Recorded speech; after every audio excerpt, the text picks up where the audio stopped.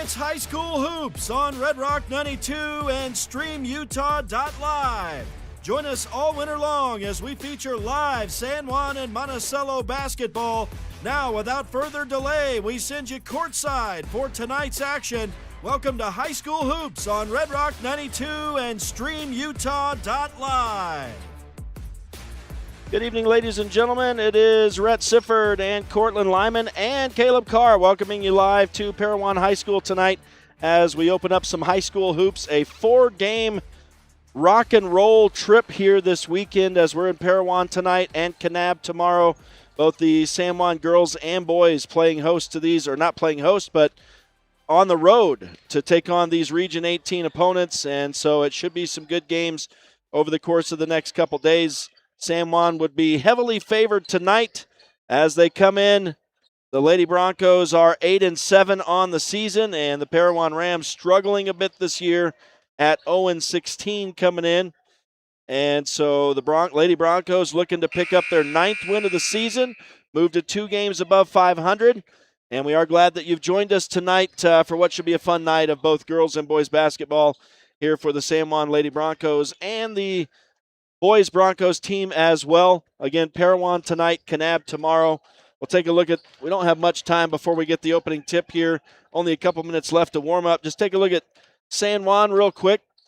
And the Lady Broncos are led by Kamaya Fullwood, as they have been all season. She's averaging almost 17.5 points per game at 262 in her 15 games. Cadence Mitchell just under 10 points a game at 137 total. And Brooklyn Lehman has about a 7.5 point average at 110 total.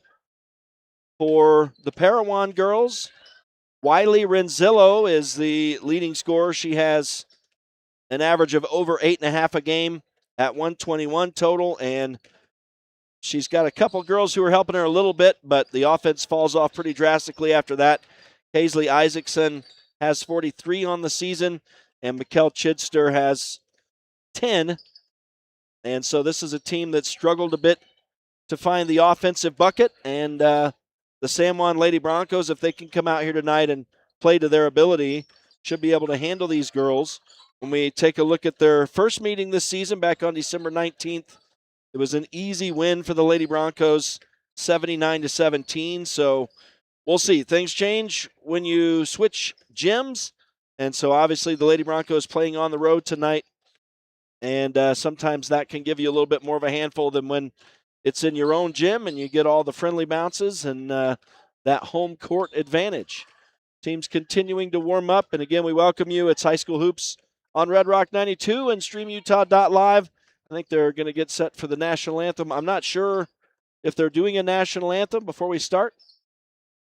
Sometimes they do a pledge or they've already done the national anthem. I know we've done a couple JV games in here tonight.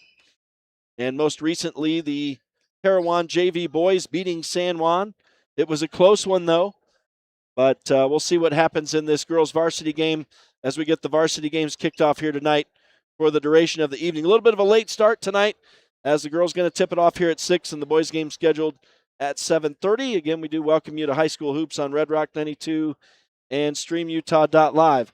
So I think they're going to do the anthem, and then we'll take a quick break while they do that.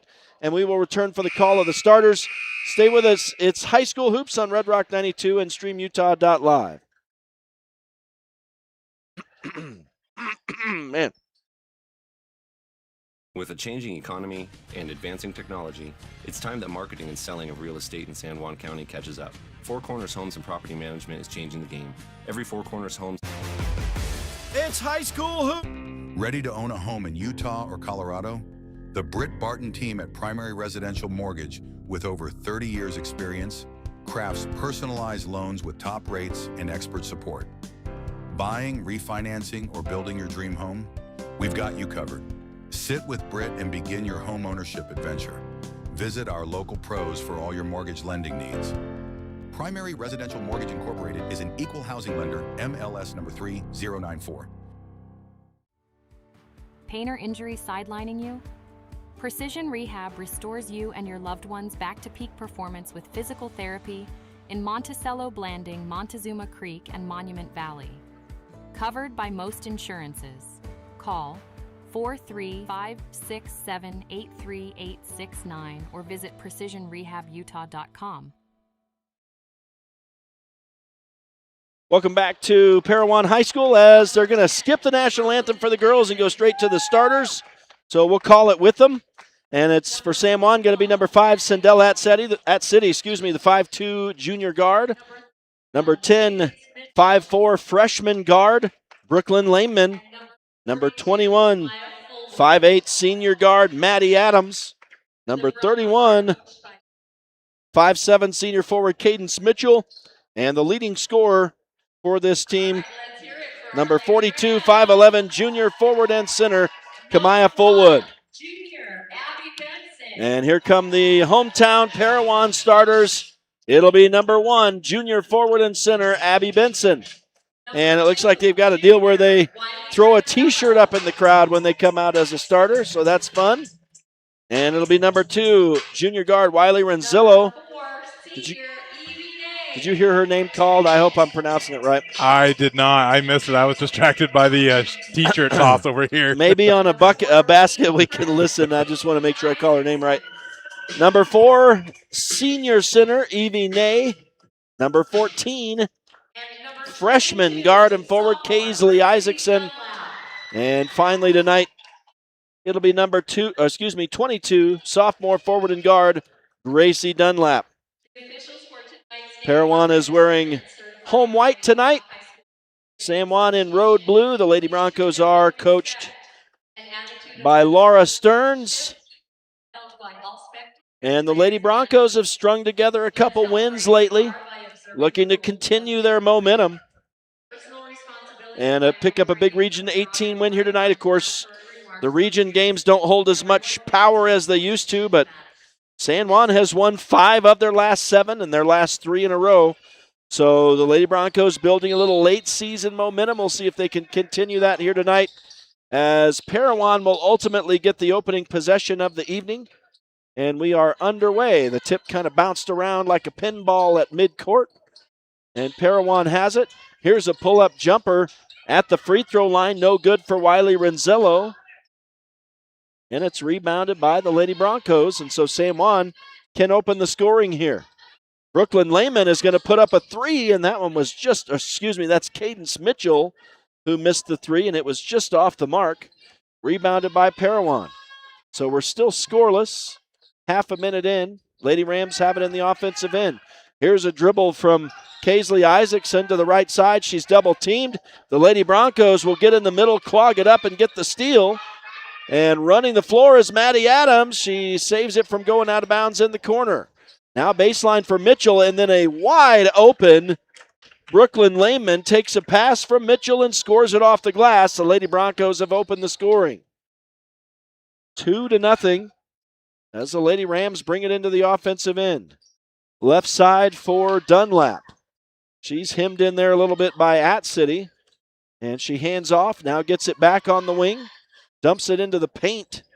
It's Isaacson there with it. She's guarded pretty tightly by Brooklyn Lehman, and there's going to be a lane violation here on Parowan, so the San Juan defense forces another turnover. And the Lady Broncos will get it back here, leading 2-0, 6.5 minutes to go in the opening quarter. We are glad you've joined us for what's going to be a Region 18 quadruple header this weekend. A doubleheader tonight and a doubleheader tomorrow, as we've got the girls and boys in Parowan tonight and the girls and boys in Kanab tomorrow. As we're going to get our first foul of the night now, Abby Benson committing it against San Juan. So this will send Cadence Mitchell to the line. And on the first trip, she'll open a perfect bucket, and we'll try to stay perfect on this shot. That makes it 3-0 for San Juan. I can't see the number here because of the hair. It is Cadence Mitchell. And so I had to confirm that. It's 4-0 as she makes both shots. I thought that's who it was, but several of these girls have the long dark hair. So,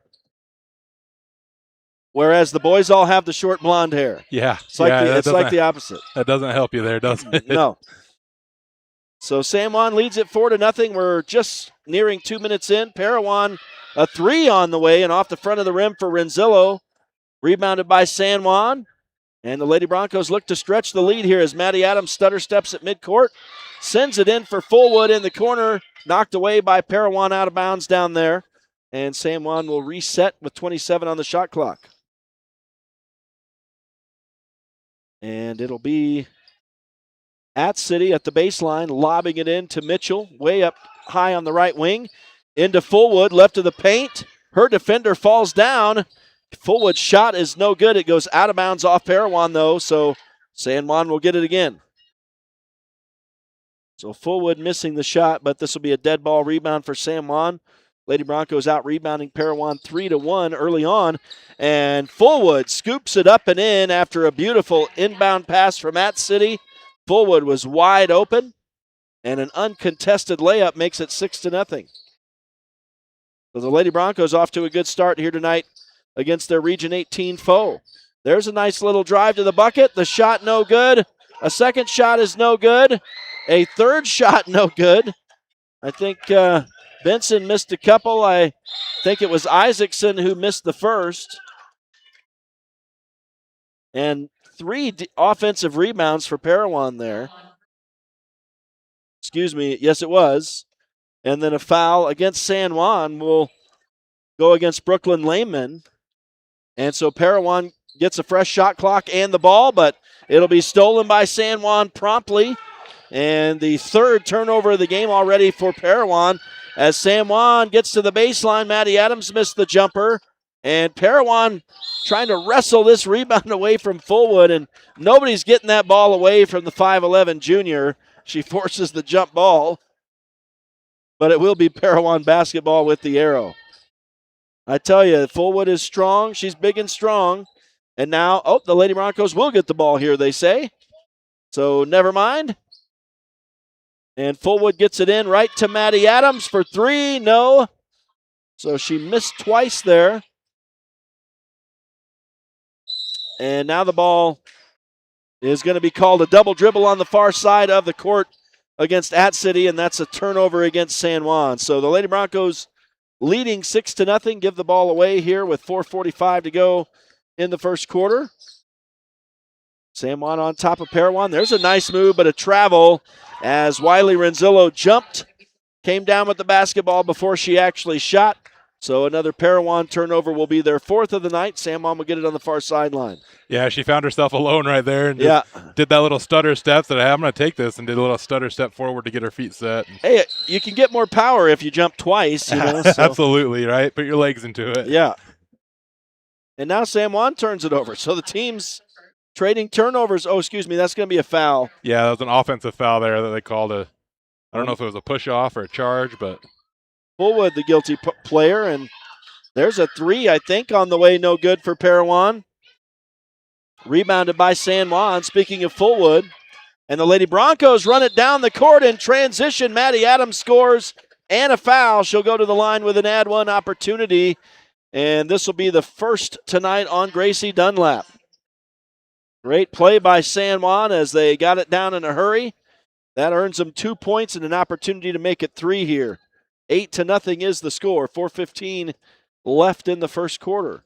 And good shooting by Maddie Adams as she drains the foul shot as well. She leads all scorers now with 3, and it's 9-0. And Parowan bringing it in. Isaacson with it, top of the key. Looked to drive in, but San Juan double-teamed her, put up a wall right in front of her. And as she tosses it to the left side, it's deflected out of bounds by the Lady Broncos. So Parowan will reset on the far sideline. Looks like the ref is checking the scores table for some reason. 22 on the shot clock. We're exactly halfway through the opening quarter. There's a nice drive to the bucket. Rolling it up and in off the glass is Wiley Renzillo, and there is the first points from Parowan. 9-2 now. San Juan trying to answer quickly, and a nice 18-footer falls for Cadence Mitchell. So the shooting heats up a little bit here, and it's 11-2, back to a 9-point lead for San Juan. As Renzillo brings it into the offensive end, hands off to the right side, Isaacson. She drives down into the corner, bouncing it off someone's leg out of bounds. I think it was Cadence Mitchell. So Parowan keeps it here in the offensive end. And they'll need to get a player on the baseline to inbound it here with 3:25 to go in the quarter. San Juan leads 11-2. Lady Broncos had a 9-point lead. Before that was spoiled just a minute ago. And Parowan trying to add some points here as they get set to inbound in the offensive end. Ball was initially knocked away by San Juan, and now the Lady Broncos will intercept the ball. And nice passing will spring Maddie Adams to the side of the bucket open. She missed a layup try. Kamaya Fullwood in traffic is fouled as she rises up.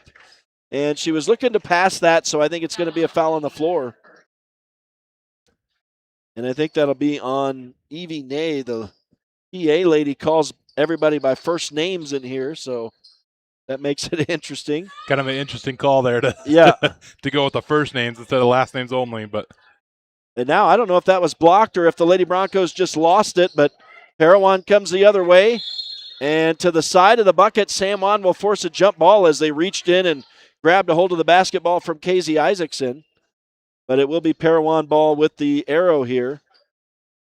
That arrow is hard to see on the far side. It is a very light-colored arrow. It's definitely not very bright over there. And they're quick to change it, too. They've already got it switched to San Juan, so that could be dangerous before they inbound the ball. But there's a block shot by San Juan for sure, but an offensive rebound for Parowan. And now the Lady Broncos have at City hemming in a Parowan player. They'll swing it around to the right side, though, and Renzillo.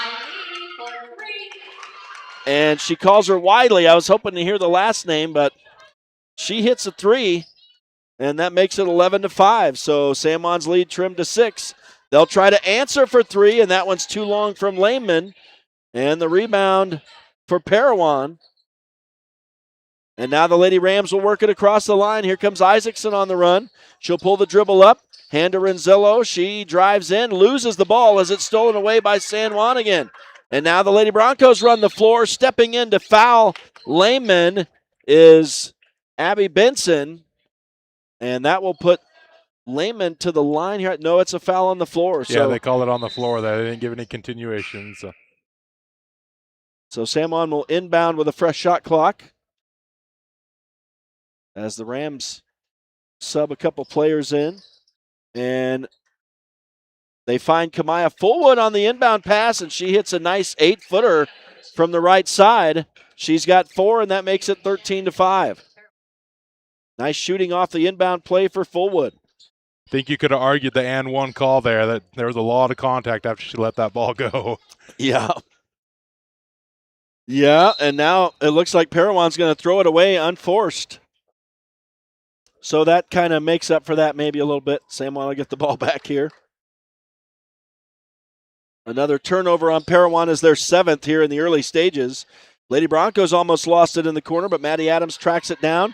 Now Fullwood from 10 feet hits the jumper. She is hot. She has 6. That leads all scorers now, and San Juan leads 15-5. Down to 1:25 to go in the opening quarter. The first of 2 games here tonight at Parowan, as a 3 on the way is no good from Dunlap. And San Juan will pull down the rebound eventually and now lose it out of bounds. Oh, that's deflected off Parowan. So San Juan does not, in fact, lose the ball. They will keep it in. In the defensive end, they'll just have to inbound. No press from Parowan. 1:15 to go in the opening quarter. San Juan's up by 10. As At City will trot it in across the line. Maddie Adams now high on the right wing. Goes to the baseline right side for Mitchell. And now up top, a 3 is no good from Lehman. Rebound, putback is good, though. I think by Cadence Mitchell, right? Yeah, 42. Cadence Mitchell got that. Oh, excuse me, it was 42? So 42. That's Kamaya Fullwood. Kamaya Fullwood, that's right. It's hard to keep all these Ks straight here. That's right. So she has 8 as she continues to increase her scoring.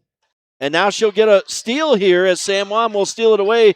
She had a lot of help there from Lehman, who actually is the one who stole it away, and handed to Fullwood. And now from the left baseline, Brooklyn Lehman bangs home a shot from 5 feet. And the Lady Broncos lead by 14, 19-5. In what has been a good opening quarter, we're down to the last 20 seconds.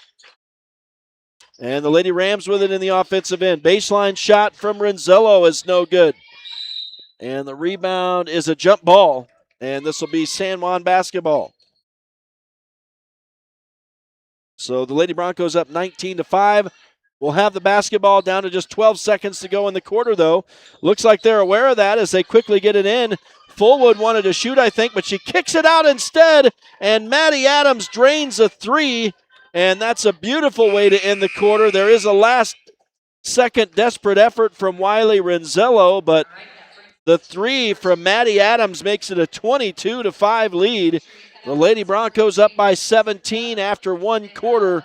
We'll take a break and return for the second. Stay with us. It's High School Hoops on Red Rock 92 and StreamUtah.Live. Planning a weekend project? Red's Ace Hardware in Blanding has paint, tools, grills, and yard supplies from top brands like Craftsman and Weber. Visit us for great deals and expert advice.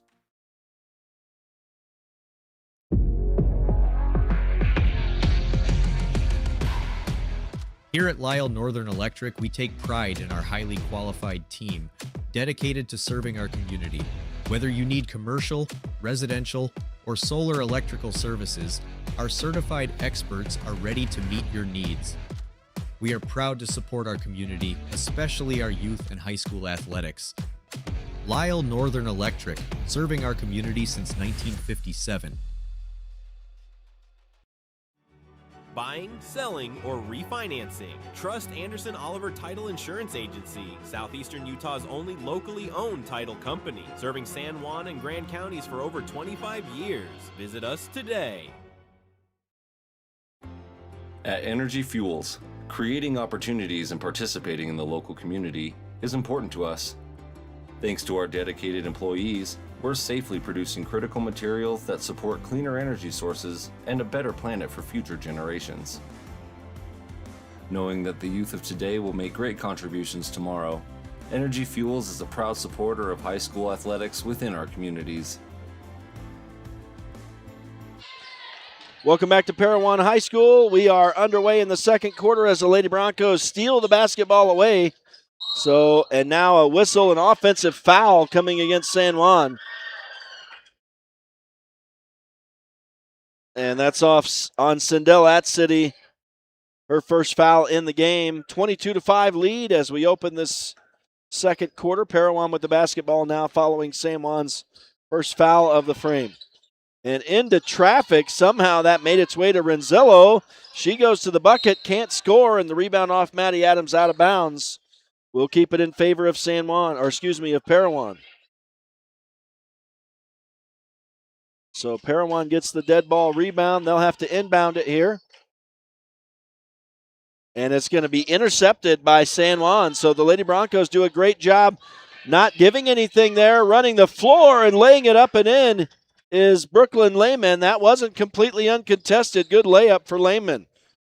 These Lady Broncos are doing a great job of reading the floor, reading these passes. I don't know what the turnovers are, but there's a good handful of them already. It's ugly for Parowan. It's 10-1 right now. Yeah, they're doing a great job at reading the floor, like I said, and intercepting these passes. Yeah, they're stepping in the way and forced a lot of turnovers in this one. And there's another. That time, Mitchell just snatches it away from, I don't see who that was for Parowan, but now the Lady Broncos turn it over. So back-to-back turnovers there as the two teams exchange steals. And unable to make a bucket was Parowan. Now here's a 19-footer for Brooklyn Lehman that's good. And San Juan increases the lead to 21 as Parowan has had a couple opportunities but unable to capitalize on the other side of it, though. San Juan is capitalizing on everything right now. And they double-team the ball over there as Renzello finds herself in trouble. And Adams will end up kicking this away from Renzello out of bounds. So Parowan will keep it. 18 on the shot clock. 6:05 on the game clock. That's what's left here in the second quarter. Or the first half, if you will. As Lehman comes off for San Juan. And I think, looks like number 2 DeVay Mitchell came into the game, and San Juan gets another steal here. Yeah, Maddie Adams, I believe that was, tipped the inbound there and got the turnover. And DeVay Mitchell, her first play after coming in, puts up a three, I believe. No good. I think it was from long range. It was really close, but the rebound out of bounds in favor of Parowan, as the Lady Rams did a good job boxing out Mitchell and not allowing her to get to her own rebound in the corner. And so it'll be Renzello who runs it up. Hands to the right side. And we've got another player off the bench for Parowan here. And unfortunately, I don't have her name. So I'll have to find that one out at halftime. There's a good bucket, though, as Kaylin Shannon drains a 10-footer. And Parowan back on the board, making it 26-7. 5:20 to go in this first half. Here's DeVay Mitchell. Nice touch passing. And they got it to Kamaya Fullwood right in front of the bucket, but she missed what should have been an easy two there. And Parowan pulls down the rebound. They run the floor.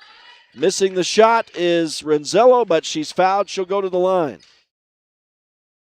And it looks like this is going to be on Cadence Mitchell. That's 2 on San Juan here in the quarter. But Wiley Renzello at the line for Parowan to shoot a couple here. And the first shot on the way falls. She's got 6 of Parowan's 8 points here in this first half.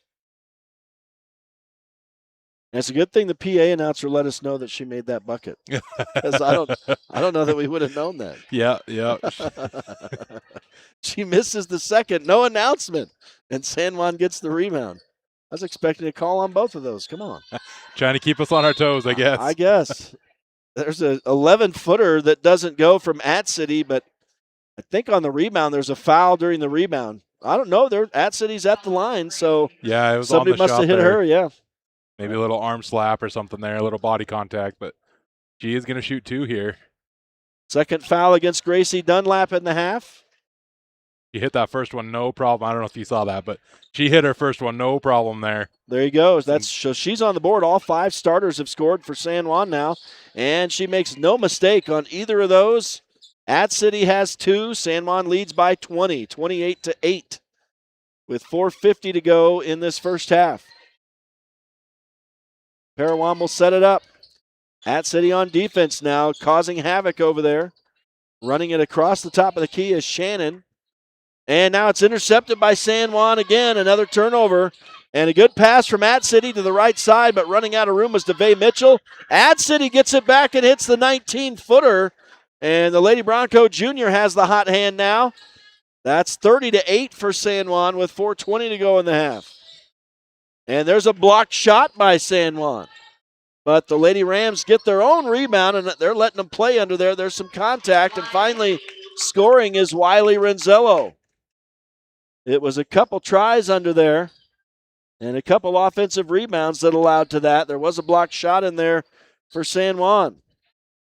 And now the Lady Broncos will toss it underneath, and who's there but Kamaya Fullwood to lay it up and in. She has 10, and it's 32-10. Yeah, I think Kamaya saw that she had the size advantage there, the height advantage, and called for it, and they gave it to her. Just drives right in, no problem. Now she stands there like a wall, and looking for contact. Wiley Renzello just breezed right by her, but missed the layup, and San Juan gets the rebound. And now the Lady Broncos miss a shot. Cadence Mitchell up under there, and on the rebound, a whistle. This will be a foul against San Juan. Kamaya Fullwood, second of the night, and the third for San Juan in the frame. 3:29 to go in the half here. And Parowan will inbound. Looks like we had a couple substitutions come in for San Juan on that last play. Oh, yeah. Looks like that number 50 came in. You'll have to check your roster because I'm not sure about the second one. Ebony Sampson is in there for the first time tonight. That's it. That was the only sub, it looks like. Another big body in there for San Juan, taking Kamaya Fullwood's spot. And meanwhile, Parowan looking for an open shot opportunity here. Isaacson has it, tries to dump it down low. It's knocked out of the way by Cadence Mitchell and out of bounds. Only 5 seconds on the shot clock here. And Parowan will reset on the baseline. So they don't have much time. I don't know if they're aware of that. They do get it in to Dunlap. Back to Renzello. She missed a three, so she did take the shot. That should have eliminated the buzzer. The three-pointer no good, and a dead ball rebound for San Juan out of bounds. I'm pretty sure you have to hit the rim for it to reset. Yeah, so that's true. Why the buzzer still Right. sounds, because that didn't hit anything. And it went out of bounds in favor of San Juan. Lady Broncos work it back in. Here's Mitchell on the right side, hemmed in. Tosses it back out. Maddie Adams drives in. Puts up the 8-footer, no good. And, nearly cleaning that up was Ebony Sampson, but she missed. So 2 missed shots for San Juan there. But a couple good looks for the Lady Broncos and an offensive rebound. And now the ball out of bounds in favor of San Juan. So they will get it here with a fresh shot clock. 2:29 to go in the half. The inbound pass is contested. And now in the middle, they still fight forward, and it's going to be a jump ball, I think, in favor of San Juan here. Yeah, they switched the arrow immediately over there, so that's a dangerous move. After they called that jump ball, I looked right at the table to see how quick he'd hit that button, and he was quick on it. If there's ever any question, they're going to be confused, that's for sure. Wow, look at this physical drive here by Renzello. She put the arm up, a little forearm shiver to get in there. She missed the shot, and it looks like she might have got poked in the eye in the process as the Lady Broncos rebound it. Now Maddie Adams thinking about the three. She drives baseline instead, misses the 8-footer, rebounded by San Juan, and the Lady Broncos try to work it open again, but we're going to get a foul on Parowan, it looks like here. And this will just be their second, it looks like, of the quarter. Kaisley Isaacson.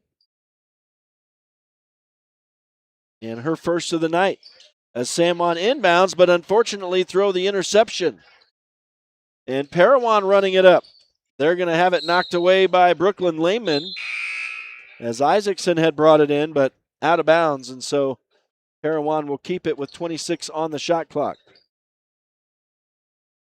And it'll be Kaylin Shannon stepping to the baseline to inbound. Gets it into Natalia Pope, but it'll be stolen ultimately by San Juan. The 14th turnover against Parowan here in this first half. And San Juan now sets it up in the offensive end. Right side, Maddie Adams looks into the middle. A lot of traffic in there as Ebony Sampson banged the body. She couldn't get the shot to go. Now another try is up, no good from three-point range. Sampson misses another try. So there were a couple of offensive rebounds worked in there. And now Parowan looks to bring this one out. We're going to get a San Juan foul. This will be on number 2, DeVay Mitchell. Hey, when you got a lady who's calling first names, at least you got DeVay's first name right. Yeah, I'm surprised she got DeVay in it right there, not Davy. We've heard that before, but it is DeVay. Hey, man, I spent the first half of the season calling her Davy, so you can't really fault anybody. And now Parowan working it back in after the San Juan foul, but they'll lose it out of bounds. Let's see, they may call this off a San Juan hand. Looks like that's the case. Yeah, I think this ref closest to us called it Parowan ball. It's going to stay here, so Shannon will inbound, and that's actually Kaylin Shannon, so she's got 2 first names. And a good passing play, gets it into the middle to Isaacson, but she'll try to work it left side. A shot blocked by San Juan, and now the ball stolen. So a block and then a steal for San Juan. Then we're going to get a foul as the Lady Broncos attempt a transition. And this is the first on Kaylin Shannon. So San Juan, some good tenacious play there, ultimately forcing the foul. Now they have a free pass to get it into the offensive end, but a pass is deflected, and now a jump ball forced by Parowan, and it will be Lady Ram basketball. So a tough break for San Juan as they turn it over here. And Kaisley Isaacson will walk it in for the Lady Rams. Left side for Pope. Now to the right side, it's Huntington. She'll hand off to number 23. So I've got 2 girls I need to get numbers for, 12 and 23, or I need to get in my roster, I should say, as this ball out of bounds on the far side in favor of Parowan. And the shot clock is off. 15 seconds is all that's left in the half. I was going to say they would get a new shot clock here, but yeah, we're winding down here to the half, so they got to get a shot off. San Juan doing everything they can to knock the ball away, and they've been very successful at that here in this first quarter. There's a block shot, and now it is knocked out of bounds by San Juan. So another block shot for the Lady Broncos. Another dead ball rebound for Parowan. And it'll be Shannon set to inbound with just 5 seconds to go. And they get it into number 23. Again, I don't know her name yet. I'll try to get that. A shot is thrown up at the buzzer from Shannon, no good. And no rebound. That's how the half ends. It's a 22-point lead, 32-10 for the San Juan Lady Broncos. Stick with us. We'll return for some first half stats and the start of the second half. It's high school hoops in a Region 18 doubleheader tonight in Parowan on Red Rock 92 and StreamUtah.Live. Blue Mountain Foods, Monticello's hometown grocer, offers fresh meat, deli, bakery, and curbside pickup. Check BlueMountainFoods.com for weekly specials. Open 7 a.m. to 9 p.m. at 64 West Center Street. Canyonlands Tire and Blanding offers top quality tires, auto repairs, and fast service. Stop by for all your tire needs. Your local tire experts at Canyonlands Tire. At Red Mechanical, we believe strong communities start with strong support, and that includes cheering on our local high school athletes. We've proudly served the Four Corners with dependable HVAC and plumbing solutions, keeping homes and businesses comfortable season after season. From the field to your front door, we're here for you. Red Mechanical, proud supporters of high school sports and our local communities. San Juan Building Supply in Blanding has lumber, tools, and building materials for any project. Enjoy quality products and expert advice. Call 435-678-2000 or come in and see us at 1050 South Main Street. Red Sands Geomatics delivers professional land surveying and mapping services. Accurate, responsive, and fairly priced. Now serving the Four Corners area. Call or text Tyler at 435-459-2215 or visit redsandsgeomatics.com for a free quote. San Juan Credit Union. Your money, your future, your credit union. We have branches available in Blanding, Monticello, and Bluff. Come on down and see us. San Juan County Adult Education empowers adults with technical, business, and college skills to join the workforce. Earn a high school diploma or GED. Visit a USU Learning Center or email gina.grover@sjsd.org to learn more. For over 75 years, San Juan Health has offered top medical care in Blanding, Monticello, and Spanish Valley. Visit sanjuanhealth.org for our services. San Juan Health, chasing perfection since 1947. Utah Navajo Health System is a series of community health centers providing medical, dental, and behavioral health care to Utah Navajo. With operations in Blanding, Montezuma Creek, Monument Valley, Navajo Mountain, and Monticello, UNHS offers a remarkable variety of services to our patients throughout San Juan County and the northern portion of Navajo Nation. Need fast internet in San Juan County? Emory Telcom delivers blazing fast fiber with no contracts and free installation. Power your home with reliable connectivity. Visit emorytelcom.com for details today. Get the resources and quality of a big school education and the support of a smaller school at Utah State Blanding. Explore over 70 degree and certificate programs to find your perfect fit and experience personalized learning with small class sizes and dedicated faculty while getting the classic college experience. A Utah State education is affordable too, thanks to competitive tuition and tons of scholarship opportunities. Visit blanding.usu.edu to learn more about becoming an Aggie in Blanding. In career and technical education, your classroom is more than a place to learn. It's where your future begins. Here, you'll gain real-world skills and turn your talent into opportunity. Learn the skills, build your dream, and step into your career starting today. Desert Rivers Credit Union offers mortgages, low fees, and great rates for all credit scores. Enjoy local service and a nationwide ATM network. Desert Rivers Credit Union, for people, not profit. Welcome back live to Parowan, Utah. It's Parowan High School tonight in a Region 18 doubleheader. High school hoops on Red Rock 92 and StreamUtah.Live. Halftime here in the girls' game, and the boys will follow. Boys are actually out doing a little bit of shoot-around right now, both teams. And the San Juan Lady Broncos leading the Parowan Lady Rams sizably through the first 16 minutes here tonight, 32-10. And as Cortland Lyman pointed out in the first half, San Juan doing a great job reading Parowan, getting in the way of their passes and making it really tough on them.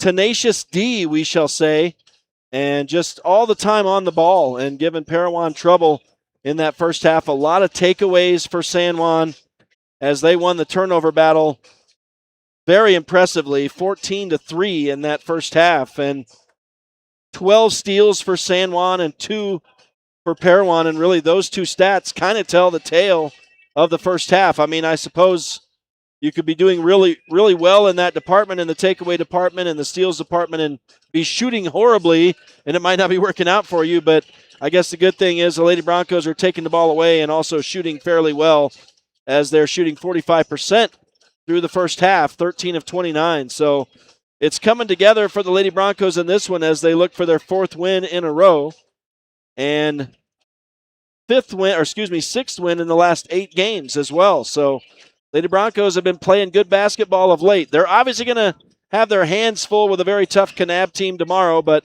tonight in a game they're favored to win, they are doing what they need to do so far. And we'll just kind of take a look at some individual stats real quick before the girls come back out.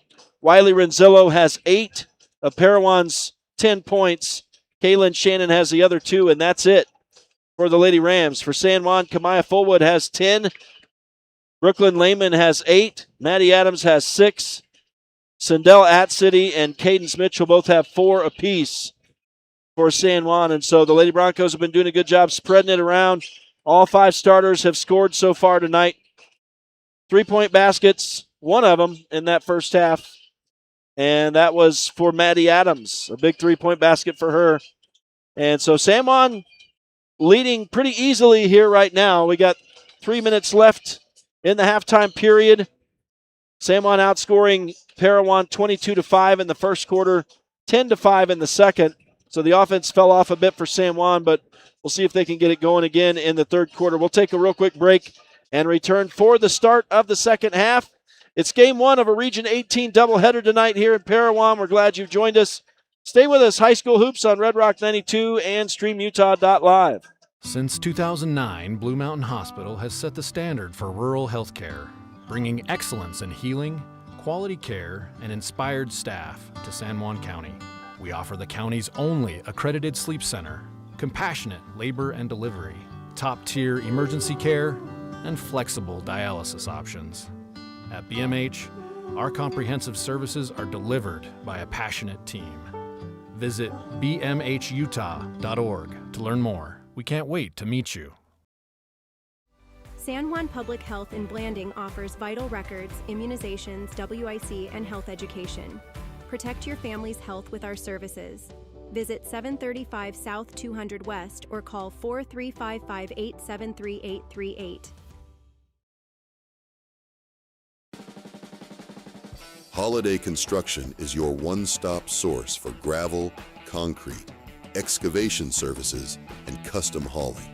We've proudly served San Juan County with quality and dedication for over 40 years. Call Holiday Construction today at 435-678-2028. We're proud supporters of high school sports and our community. With a changing economy and advancing technology, it's time that marketing and selling of real estate in San Juan County catches up. Four Corners Homes and Property Management is changing the game. Every Four Corners Homes listing includes 3D mapping and virtual tours, professional photos, a digital and global 21st century footprint, and marketing exposure that makes it easy for buyers to find and identify what makes your listing unique. Marketing and exposure sells real estate, and if you want the best, you need Four Corners Homes on your team. Find us at fourcornershomes.net or call 801-404-0058.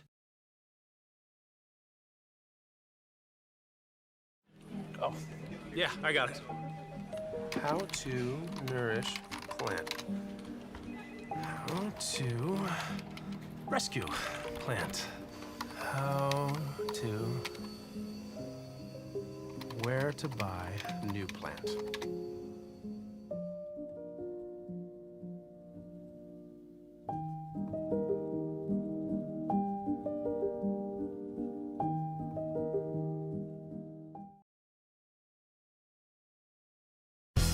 Diamond Propane in Blanding, Utah is the only locally owned and operated propane dealer in San Juan County.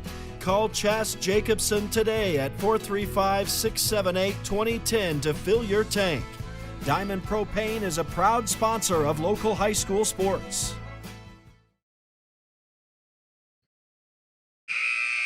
Welcome back live to Parowan High School as we get set to open the second half of Game 1 of this Region 18 doubleheader tonight. High school hoops presentation on Red Rock 92 and StreamUtah.Live. And San Juan will possess as we are underway. Lady Broncos going from left to right on your radio dial here in this second half. And some good touch passing by the Lady Broncos here. Running right into the paint. Missing the runner was at City. Fullwood with a missed shot and now a block shot. And now an interception thrown. So she missed a couple down there. Lehman missed the initial shot. A couple of offensive rebounds for San Juan. Parowan coming the other way, and an up and down will be called here. As San Juan, I think, got a hand on that. That could have been easily called a blocked shot. But a steal in the midst of that for Parowan as San Juan commits their fourth turnover of the game. I wonder if that number 4 was almost going to, make her case of the block shot there, but I've never seen a call reversed arguing with the ref, so might have just let that one go. There's an open run. Oh, a nice cut to the bucket. A missed shot by At City, but Fullwood is right there. She scores the bucket and the foul. Another offensive rebound for San Juan. Fullwood, I don't keep individual rebounding stats, but I'd say Fullwood's got at least half of those tonight, as she's been a factor for San Juan under the bucket. She'll go to the line now, try to keep San Juan perfect, and she does. Nothing but net. And the Lady Bronco Junior has 13 tonight. San Juan's up 22-10. So, Lady Broncos increased the lead. I was thinking for some reason 23. I was like, how does she have that many? How do her teammates have that few of points? But it's 32. Wait, no, it's not. It is 23. I was going to say they've got it wrong up there, 23-10. I'm losing my mind here. I'm looking down at my iPad. It says 35. They got 23 up on the scoreboard. And I think they just realized. I have lost my brain. I keep looking up the scoreboard going, where am I? Is this the Twilight Zone? Yeah, and I think they're going to get that straightened out right here. You got the ref over the table saying, hey, let's fix this. Wow, I don't even know how that happened. There it is, 35-10. We're straight now. Wowzers. I didn't even notice. I just look up at the scoreboard. I'm like, wait a second. And in the midst, I think San Juan intercepted the ball here. There's a shot no good from Mitchell. That's Cadence Mitchell. And it's going to be rebounded by Parowan. So Mitchell missed a defensive rebound for the Lady Rams. And running it across is Isaacson. She'll go right side. Here's a Renzillo three. No. Rebound to Kamaya Fullwood. And San Juan will run the floor as she hands off to At City. At City on the run, right through the D, lobs it up and in off the glass. Good run to the left side of the bucket for the San Juan Juniors. She's got 6, and it's 37-10. That was great court awareness from At City there to see that she had the lane and just took it, drove right in. And Parowan answers as Renzello hits a 3. And we'll have to see. They've only got 10 up on the board now. That should be 13, I believe, unless they give her a 2. Scoreboard operator's having some trouble over there. Maddie Adams, I think, commits a foul here, so that's going to give him even more confusion. Yeah, either way, they've got to add points to Parowan there. And I don't know if they got to take it away. Did they give it just to the wrong side? Is that what happened? They give 3 to us instead of 3 to home? It looks like that's what's happened, yeah. And then the foul, she said Abby. And I'm trying to see who that would be. I think it's got to be Maddie Adams. I am definitely confused. There's 2 fouls up there for San Juan now, but I don't think that's the case either. So, they're going to give a foul here to Parowan, and San Juan's going to shoot. Kamaya Fullwood shooting. They've kept the score for San Juan at 41. I think that they need to take away 3 here. They do. There it goes. Now they're 38 with that foul shot made. So Fullwood scores, and that makes it 38-13, and that's what they've got on the board now. So if they need our help, we can go down. Seems like they're going to need our help at some point tonight.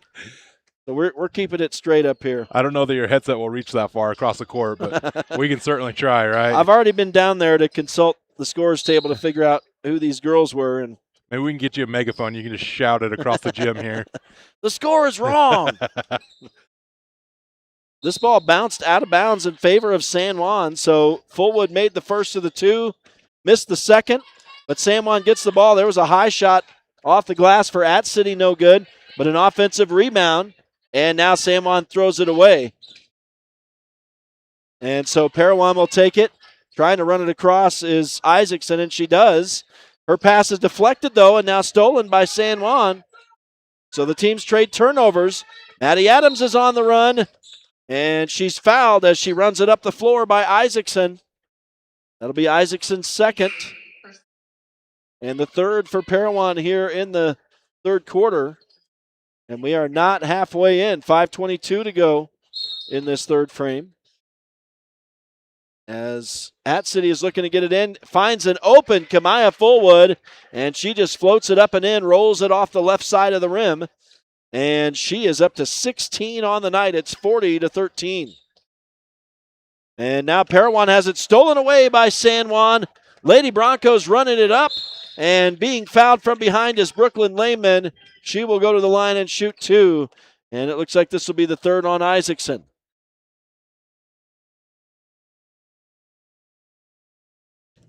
I think they're calling her Are they calling her Casey? I've got Kaisley. So I may have that wrong. They said Kaisley? Thank you. The unmiked one told us that they said Kaisley, so thanks, Caleb. Caleb, that's pretty close to Kaisley. And because I'm harassing you, I totally missed what happened on that play. But it's 41-13, so somebody must have shot from the line for San Juan. Did we see who was shooting? Oh, it was Lehman. Yeah, Lehman was still at the line there. So she made one, missed the second, I think, and Parowan got a dead ball rebound there. Now, here's a shot from Renzello that was partially blocked. And rebounded, I think, by San Juan. They're going to draw a foul. Renzello misses the 3 on that play. And San Juan is in the bonus here already. So 4:44 to go in this third quarter, and the Lady Broncos will be shooting from here on out in this frame, and the Lady Broncos haven't even committed a single foul yet. As Cadence Mitchell goes to the line for San Juan and misses the first. So the foul shooting has cooled off a little bit here in this second half.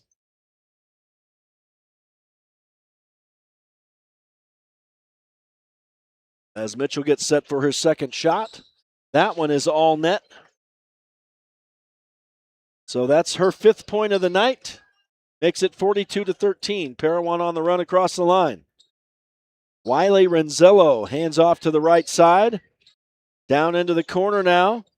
It's number 4 down there. Wow, another girl I don't have a name for. I thought I had everybody. So, excuse me, that's Evie Ney. She was a starter. 94 is a starter, so you should have her there. Thank you, thank you.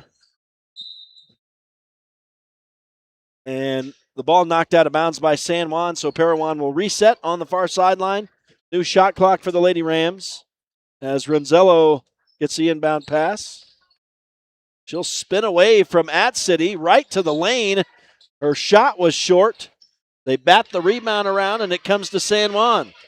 And here is DeVay Mitchell on the run. Misses the uncontested layup, though. She was out ahead of everybody. And she'd like to have that one back. Parowan pulls down the defensive board. And running it in is the Lady Rams. And a 2-point shot is good for Kaylin Shannon. It was nearly 3-point range, but in the motion of shooting, she stepped on the line. And so that makes it 42-15. 3:45 to go in the third.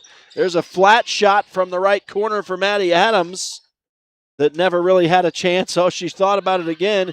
Instead, they go to Kamaya Fullwood, and her shot rolled in and out. And it's rebounded by Parowan this time.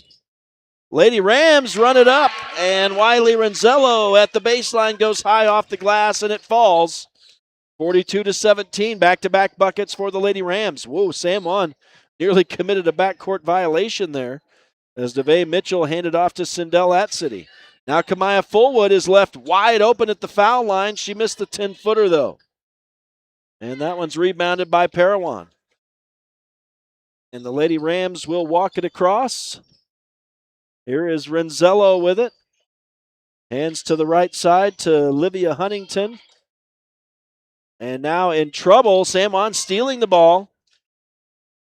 And the Lady Broncos will have an opportunity to bring it out as they've forced the 17th turnover against Parowan. Nice move on the left side for Mitchell. She goes down into the corner, and Maddie Adams, 3 rimmed out. And now Parowan steps on the baseline. That'll be San Juan basketball on the rebound. Well, Maddie Adams did everything but make that 3. And there was a follow-up try, no good as well, and then out of bounds. So an offensive rebound, and then now a dead ball rebound for San Juan. They get it in. There's a shot off the side of the glass for Cadence Mitchell. She's fouled, and she'll shoot 2. It looks like this is going to be on Evie Ney. And that'll be Ney's 3rd in the game.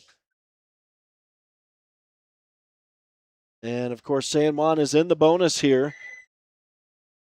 And Cadence Mitchell misses the first of the 2. Second shot forthcoming, nothing but net. Same thing she did last time. She's got 6. It's 43-17 as Renzello runs it across the line for Parowan. Hands off to Huntington. Down into the corner, San Juan double teams Renzello. Now pass through the hands of Ney out of bounds. But they say San Juan touched it as well. So it'll be Parowan basketball.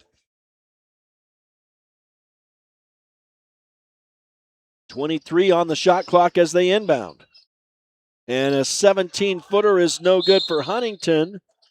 A foul on the rebound will be against Parowan, and San Juan will shoot 2. I think this is going to be the 4th on Ney. Yeah, I think they're going to give it to that number 4, and they do. That's her 4th there, so a little bit of foul trouble for the starter here. So Kamaya Fullwood at the line for San Juan. The Lady Broncos leading easily right now, 43-17. 2:11 to go in this third quarter of Game 1 of a Region 18 doubleheader tonight. As Fullwood's shot bounces every which way and finally falls off. And so second shot forthcoming from the San Juan junior. Amazing with Fullwood's skill. She's just a junior, so San Juan loves it. They'll have her back again for another year. She makes the second of the 2 shots. This must be why are we shooting 3 here? I don't know, but they're going to give her 3, I guess. Was she outside of the arc on that shot? I don't recall. Oh, no, they've got it up on the scoreboard as 44-17, so maybe the first one was a violation. I'm not sure.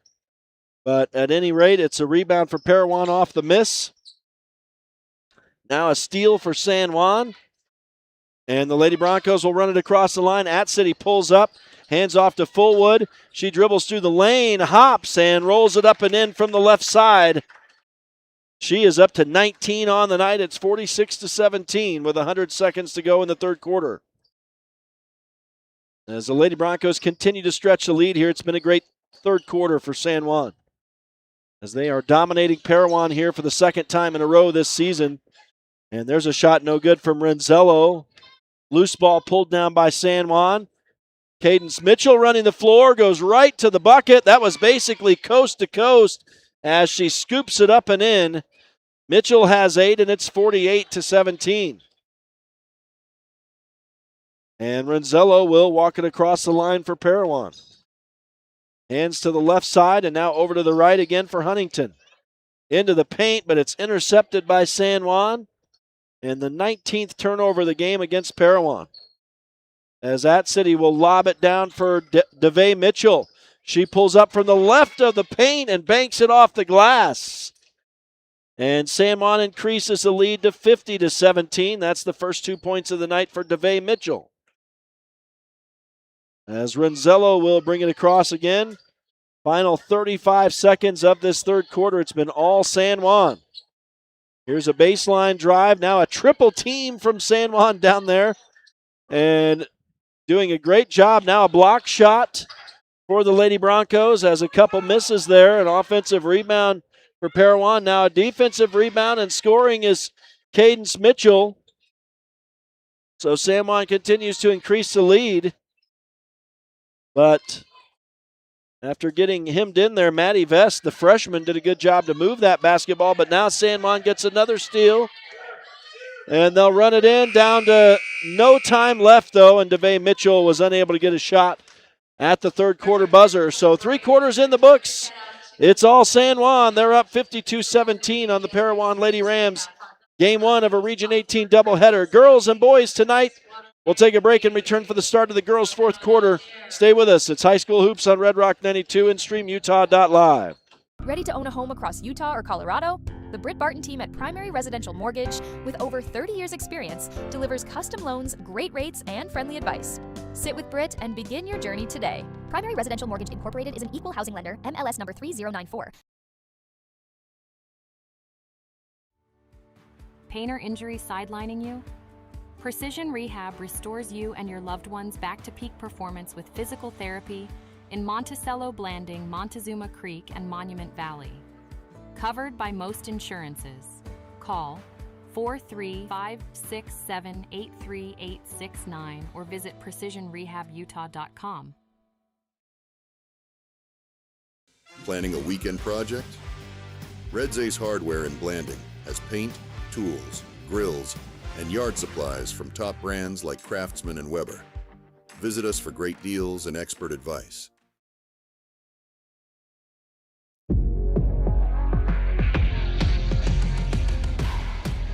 Here at Lisle Northern Electric, we take pride in our highly qualified team, dedicated to serving our community. Whether you need commercial, residential, or solar electrical services, our certified experts are ready to meet your needs. We are proud to support our community, especially our youth and high school athletics. Lisle Northern Electric, serving our community since 1957. Welcome back to Parowan High School in Parowan, Utah. It's High School Hoops on Red Rock 92 and StreamUtah.Live. We're underway in the fourth quarter. And Parowan missing their first shot, a 3 from Wiley Renzello, but now San Juan turns it over at midcourt. And so here's another shot on the way. No good this time from Shannon. This time rebounded by San Juan. The Lady Broncos will run it up. And here is another Shannon in the middle. Excuse me, Sampson for San Juan, Ebony Sampson. And it looks like she draws a foul. And that is going to be on Kaisley Isaacson, her fourth now. So 2 Parowan Lady Rams are in danger of fouling out. And in the meantime, as San Juan tries to get it in, Ebony Sampson is guilty of an offensive foul. So that will give it back to Parowan here with 6:35 to go, and now both teams have a foul in the fourth quarter. And it will be Parowan to inbound, Kaylin Shannon. And I'd like to say thanks to Caleb Carr for picking me up some water, as I'm parched up here for some reason. And now the ball goes out of bounds in favor of San Juan in Parowan's offensive end. And the Lady Broncos will inbound, so a turnover on Parowan, or that was a shot maybe that missed everything and went out of bounds. San Juan, Maddie Adams thought about the three, goes inside to Sampson. She missed the shot, and wow, now a player gets her arms jerked out of their sockets. These refs are just going to let them play, I guess. A lot of over the back, a lot of contact. They're just ready to play. That was Jaden Benally who got the rebound. But then it was jerked, like her arms were jerked off her body by a Parowan player. That was pretty funny. And there's a three up, no good. Rebounded by Sampson, and she puts it in. So I got to figure this all out here. Let's see here. San Juan offensive rebound on that.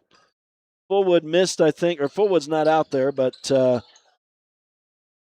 was it who scored that? 33, I believe. Well, was it 33 that put it up, and then 50 went and got it? Yes, that's correct. Thank you. So Ebony Sampson gets the points.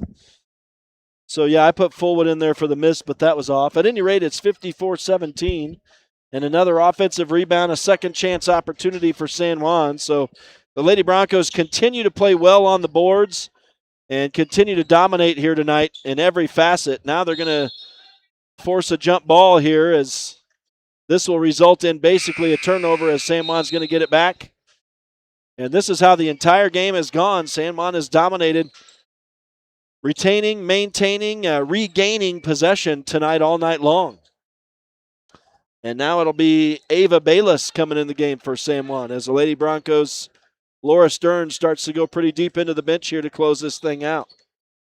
And a lot of players seeing some action now, as Ava Bayless was going to carry that a little while. She was trying to dribble it, but couldn't get it down on the floor. And that'll turn it back over to Parowan. So it's underclassmen in to close out the game now for San Juan. We're halfway through the fourth quarter. San Juan's up 54-17. As a Renzello three is on the way, a little bit long. Rebounded by San Juan. This will be some good playing time for these underclassmen here. We still got just under 4 minutes, 3:45 on the clock. Get them some good playing time here as they continue to build this program. And on the near side, it's Bayless going baseline. Look at that body as she leans in and continues churning the feet. And the shot is no good ultimately. Let's see who it was who took that. It's number 24 who took the shot, Manali. And it looks like the rebound is knocked out of bounds by San Juan, so Parowan will get it here. So they called a jump ball on that. That 32. Oh, okay. 32 got in there and tied it up. They called a jump ball, favors Parowan on that. Bayless is tenacious. She reminds me a little bit of Ella Stearns, and we haven't seen Ella Stearns. So I don't know if Ella is injured or ill, but she would normally be playing. She'd normally be starting, so I'm not sure what has gone on in the last few games. But there's a shot no good for Parowan. San Juan with the rebound here. And so they'll run it back up.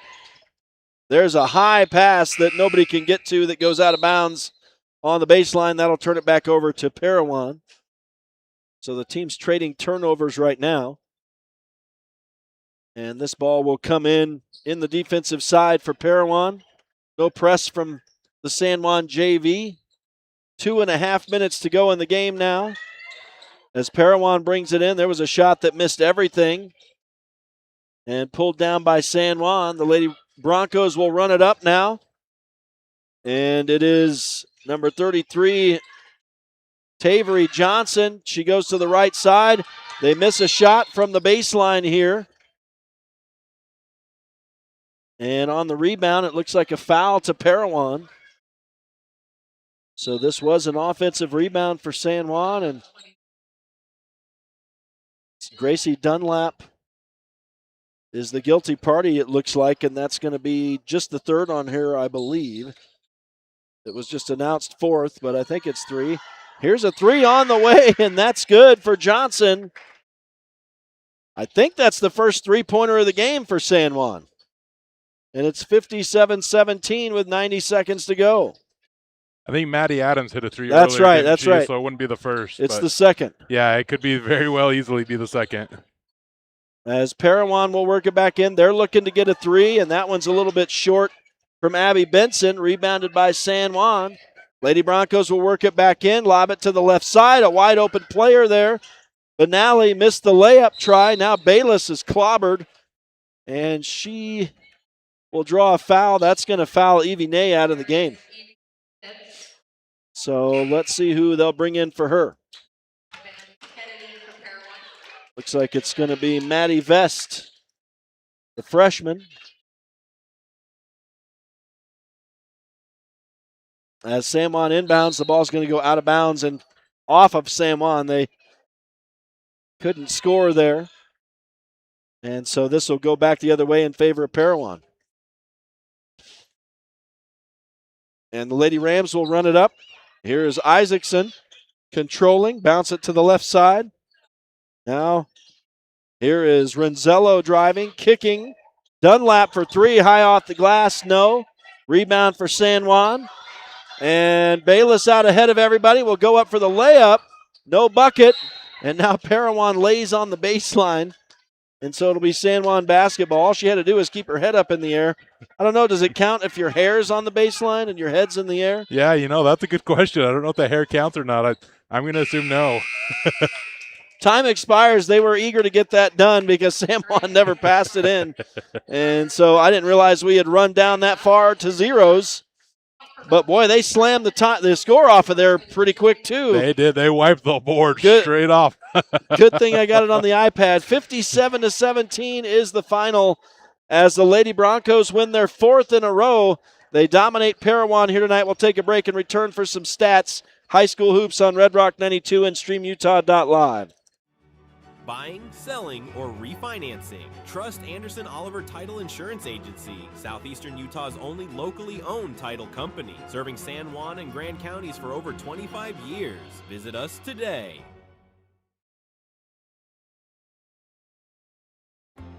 At Energy Fuels, creating opportunities and participating in the local community is important to us. Thanks to our dedicated employees, we're safely producing critical materials that support cleaner energy sources and a better planet for future generations.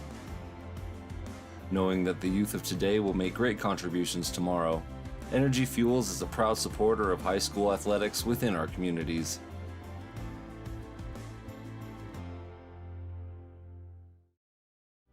Blue Mountain Foods, Monticello's hometown grocer, offers fresh meat, deli, bakery, and curbside pickup. Check BlueMountainFoods.com for weekly specials. Open 7 a.m. to 9 p.m. at 64 West Center Street.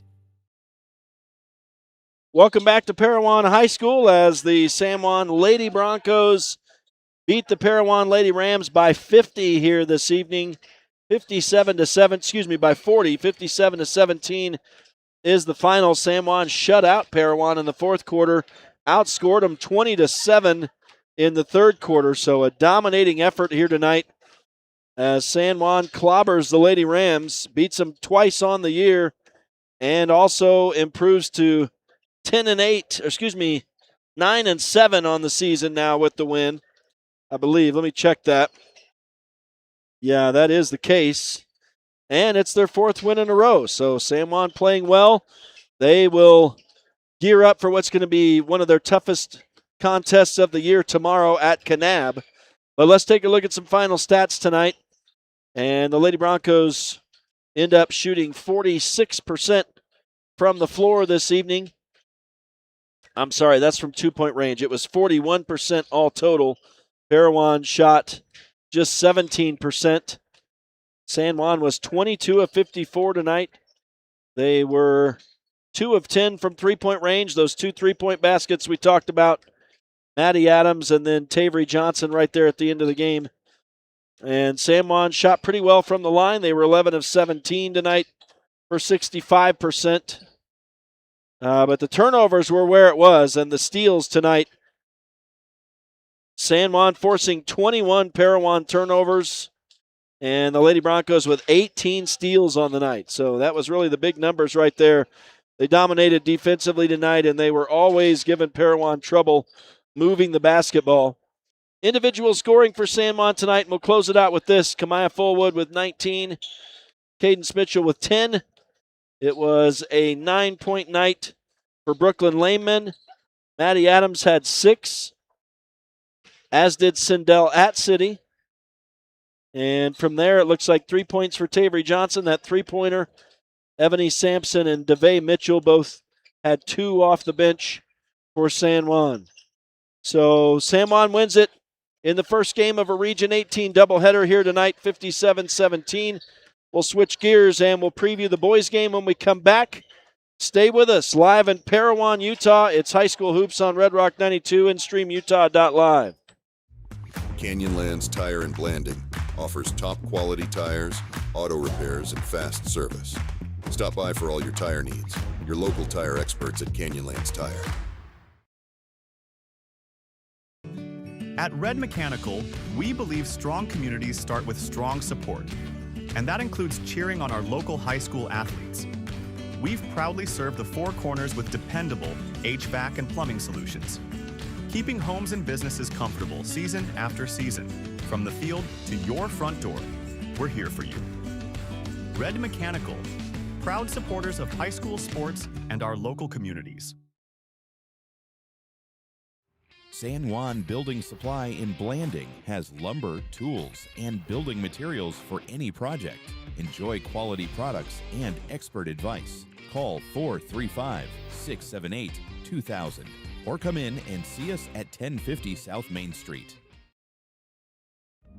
San Juan Credit Union, providing exceptional financial products in southeastern Utah for over 60 years, is proud to support our local high schools. With branches in Blanding, Monticello, and Bluff, along with an ATM in Montezuma Creek, access to those products is easier than ever.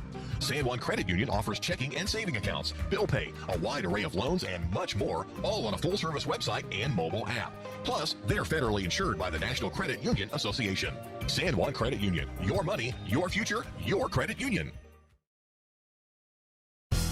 Diamond Propane in Blanding, Utah is the only locally owned and operated propane dealer in San Juan County. Call Chas Jacobson today at 435-678-2010 to fill your tank. Diamond Propane is a proud sponsor of local high school sports. Red Sands Geomatics delivers professional land surveying and mapping services, accurate, responsive, and fairly priced. Now serving the Four Corners area. Call or text Tyler at 435-459-2215 or visit redsandsgeomatics.com for a free quote. San Juan County Adult Education empowers adults with technical, business, and college skills to join the workforce. Earn a high school diploma or GED. Visit a USU Learning Center or email gina.grover@sjsd.org to learn more. For over 75 years, San Juan Health has offered top medical care in Blanding, Monticello, and Spanish Valley. Visit SanJuanHealth.org for our services. San Juan Health, chasing perfection since 1947. Here at Utah Navajo Health System, our mission statement is we exist to improve your quality of life through comprehensive, self-empowered, culturally sensitive, and amazing customer service.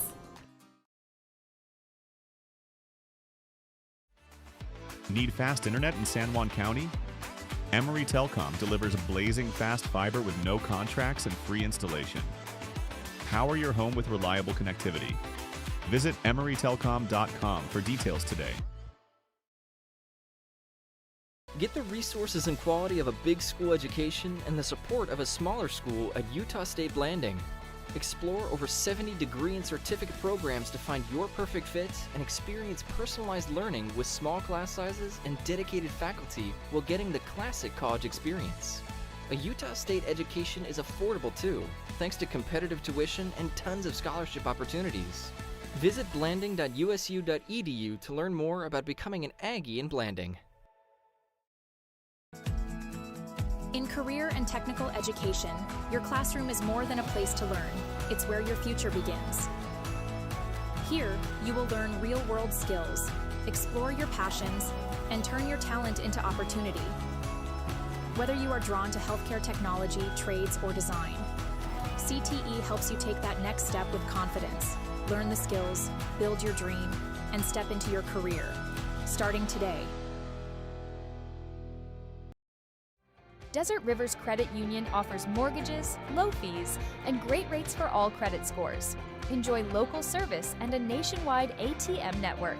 Desert Rivers Credit Union, for people, not profit.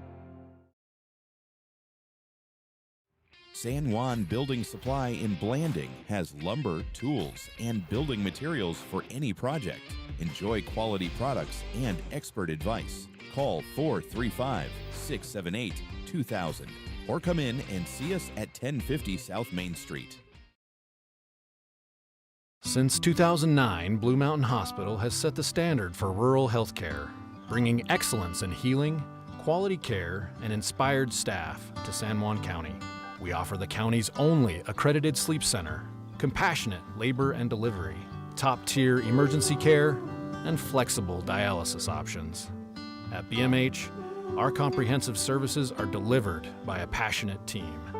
Visit bmhutah.org to learn more. We can't wait to meet you. San Juan Public Health in Blanding offers vital records, immunizations, WIC, and health education. Protect your family's health with our services. Visit 735 South 200 West or call 43558733838. Holiday Construction is your one-stop source for gravel, concrete, excavation services, and custom hauling. We've proudly served San Juan County with quality and dedication for over 40 years. Call Holiday Construction today at 435-678-2028. We're proud supporters of high school sports and our community.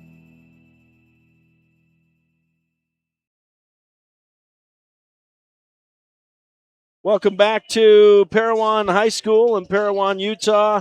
High school hoops on Red Rock 92 and StreamUtah.Live tonight. It's a Region 18 doubleheader as we welcome you in for what's going to be the boys' game. The girls victorious in the first game, 57-17. So an easy win for San Juan as they move to 9-7 on the season. And they'll get set to take on Kanab tomorrow in Kanab. That's where we're going for our second Region 18 doubleheader of the weekend. And right now the boys out warming up, and this one's scheduled to tip at 7:30, and I think they're being pretty strict about that time as they added on some warm-up time here this evening. And so we'll take a look at these two teams. And coming in, Parowan with an 8-8 record. And when you look at the matchup between these two teams in the first game in San Juan, it was absolutely stunningly close. And in fact, San Juan had to hang on to win that one 58-57. So it was a battle in Blanding. And of course, San Juan enjoyed the benefits of home court in that game. So here on the road, we'll see. The Broncos may have their hands full with this Parowan team here, but the Rams have lost 2 in a row to Kanab and Juab in their most recent games. Juab a couple days ago, Kanab last week, but then wins against Panguitch and Enterprise before that.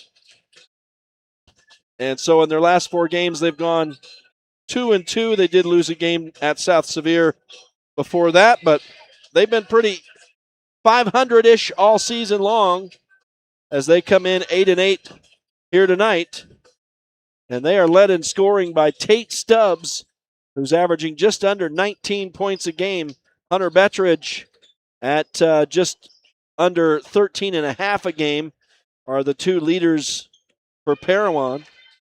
For San Juan, it's a 10-8 record, so very similar teams here. And the Broncos beat Whitehorse a couple nights ago.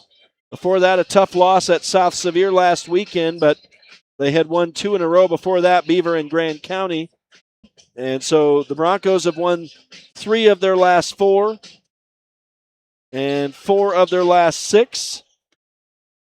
And have obviously also been pretty even, pretty back and forth in the win-loss column this season, just like the Rams. And San Juan is led by Trip Palmer, who is averaging 16.3 points a game. Jagger Neves at 12 points a game. Cole Duke at 11 points a game. 3 players for San Juan in a double-digit average scoring-wise on the season. And the three-point shooters Baylor Nielsen leading the way in that department with 28. Neves has 26. Duke 24. Rebounding, Trip Palmer is the leader there with 187 boards. In the assist column, it's Jagger Neves leading the way with 51. And steals, Cole Duke has 33. He's tops in that department. So the girls winning 57-17 in the first game tonight. The boys getting set to tip it off here in a few minutes. We'll take a break as the teams warm up here in Parowan. It's High School Hoops on Red Rock 92 and StreamUtah.Live. With a changing economy and advancing technology, it's time that marketing and selling of real estate in San Juan County catches up. Four Corners Homes and Property Management is changing the game. Every Four Corners Homes listing includes 3D mapping and virtual tours, professional photos, a digital and global 21st century footprint, and marketing exposure that makes it easy for buyers to find and identify what makes your listing unique. Marketing and exposure sells real estate, and if you want the best, you need Four Corners Homes on your team. Find us at fourcornershomes.net or call 801-404-0058.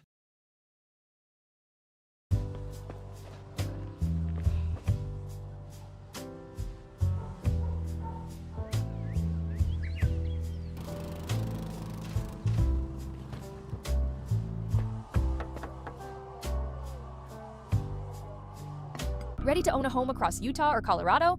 The Britt Barton team at Primary Residential Mortgage, with over 30 years experience, delivers custom loans, great rates, and friendly advice. Sit with Britt and begin your journey today. Primary Residential Mortgage Incorporated is an equal housing lender, MLS number 3094. Pain or injury sidelining you? Precision Rehab restores you and your loved ones back to peak performance with physical therapy in Monticello, Blanding, Montezuma Creek, and Monument Valley. Covered by most insurances. Call 435-678-3869 or visit precisionrehabutah.com. Planning a weekend project? Red Zay's Hardware in Blanding has paint, tools, grills, and yard supplies from top brands like Craftsman and Weber. Visit us for great deals and expert advice. I'm Daniel. I'm Kylie. My name is Carolyn. I'm married with 2 kids. I'm a veteran. I own my own business. I'm a retired elementary school teacher. And I've had thoughts of suicide. And I had thoughts of suicide. I've had thoughts of suicide. I felt hopeless. Everything was just empty. And I was scared. But, thankfully, I have a pretty great husband. Spencer noticed when I wasn't myself. My granddaughter Sadie made a point of checking in on me. One of my buddies, Arthur, who served with me, was worried about me. He listened to me. He let me rage and sob when I needed to. He encouraged me to ask for help. Her visits made me feel needed and wanted. That meant everything to me. Having someone there for me when I wasn't myself. When I need it most. And having someone check in on me while I was grieving. Helped me live on. It helped me live on. That helps me live on.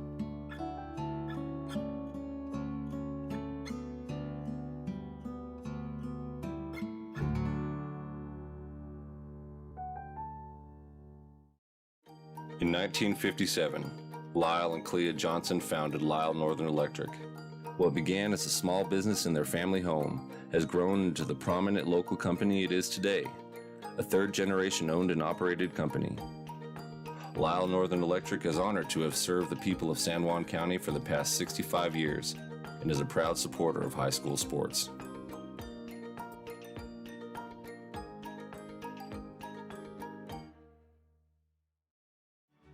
Buying, selling, or refinancing. Trust Anderson Oliver Title Insurance Agency, Southeastern Utah's only locally owned title company, serving San Juan and Grand counties for over 25 years. Visit us today. Welcome back live to Parowan High School. It's High School Hoops on Red Rock 92 and StreamUtah.Live.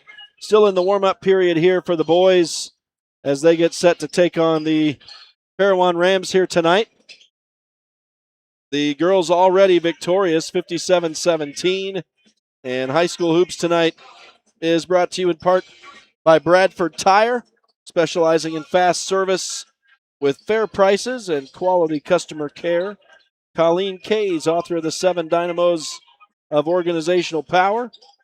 Crowley Construction, dirt, roads, driveways, and more. They handle any job, big or small.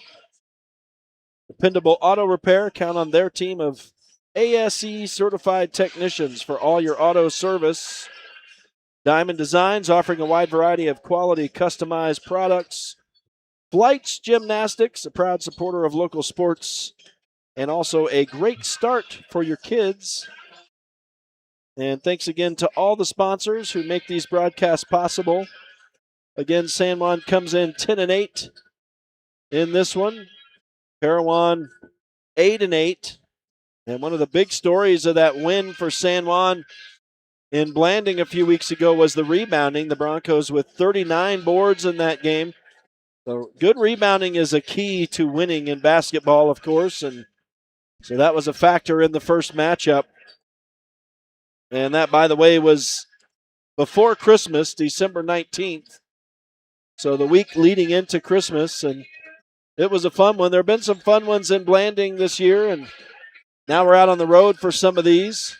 And so we'll see if the Broncos can break through. Cortland, I don't know if you had any words, but I know this is a team, Bobby and I talked about it in Blanding the other night, that's really struggled on the road. And in order to win, I mean, especially as you get set to head into the postseason, going to have to find a way to get wins or to play well on the road, regardless of wins and losses. Yeah, on our drive over here, me and Caleb talked about that a little bit. We just struggle on the road for some reason this year, but this should be a good, exciting matchup. You know, we talked about how we won by 1. Looking at the stats here on Max Preps, the 39 rebounds will be impressive. I believe in the rankings, Parowan's just right underneath San Juan, really close, aren't they? So this should be a very evenly matched game tonight, very exciting match. You know, Parowan's got the home court advantage. So, yeah, it should be a good one tonight. I was trying to remember the game back in Blanding when we had the home court advantage, and it seems like there was some heated moments, of maybe a little chippy moments there. So, yeah. So there could be some excitement here, and it should be a pretty evenly matched game. Yeah, you know, in blowouts, a lot of times you don't have that passionate attack, but in a close, heated battle, sometimes things get testy, and so that'll make it fun. You know, those are the fun games to call, those close games. For instance, the girls' game tonight wasn't nearly as fun to call as what we think the boys' game will end up being tonight. I think it's going to be close, and the Broncos will have to find a way to do what they did the other night in Beaver when they came out and kind of shocked the Beavers a little bit. Had a good game on the road over there. Struggled in the fourth quarter against Enterprise on the road the other night, and obviously struggled against South Sevier in the loss last weekend. So San Juan looks to get back in the win column here tonight. Like you said, Cortland, and a matchup between a couple of teams that are pretty evenly ranked. And so this is a key one here as far as postseason seedings go. We're winding down to the last few games here, so not much more say-so on your record. You know, this win here tonight for either of these teams will be big. Yeah, if the Broncos can show up tonight, this will be a good lead-up game to Kanab tomorrow against a very good Kanab team. I believe they're still undefeated. I don't know if they play tonight, but I believe they're 7-0 in the region is what I looked at yesterday. So this could be a very good game for the Broncos to kind of get their feet under them, get prepared for tomorrow's game, and hopefully show up tonight and tomorrow. Yeah, you got to put together a full weekend, and it's tough when you travel this far. I mean, San Juan, these boys are obviously used to traveling a whole lot. That's what we do when football and basketball season comes around. If we're from Blanding or from Monticello, we drive. That's just part of our lives. Or obviously Montezuma Creek and Monument Valley as well. We just drive all over the state. So we do drive. I don't know if anybody watching here, this Ram out here, Parowan Ram mascot. We talked about this off air, but the neck on this Ram is just absolutely massive. It looks like he's been working out with the San Juan football team out here. I notice whoever's in that suit is having trouble seeing. Has to keep lifting his neck up so he can look out of his neck to be able to see where he's walking. So he's got a pretty awkward situation going on. But, yeah, the Ram is on hand. I know they're going to have the national anthem before the call of the starters here in this boys' game. We will take one more break, and we will return for the national anthem and for the call of the starters. Stay with us. It is High School Hoops on Red Rock 92 and StreamUtah.Live. At Energy Fuels, Creating opportunities and participating in the local community is important to us. Thanks to our dedicated employees, we're safely producing critical materials that support cleaner energy sources and a better planet for future generations. Knowing that the youth of today will make great contributions tomorrow, Energy Fuels is a proud supporter of high school athletics within our communities.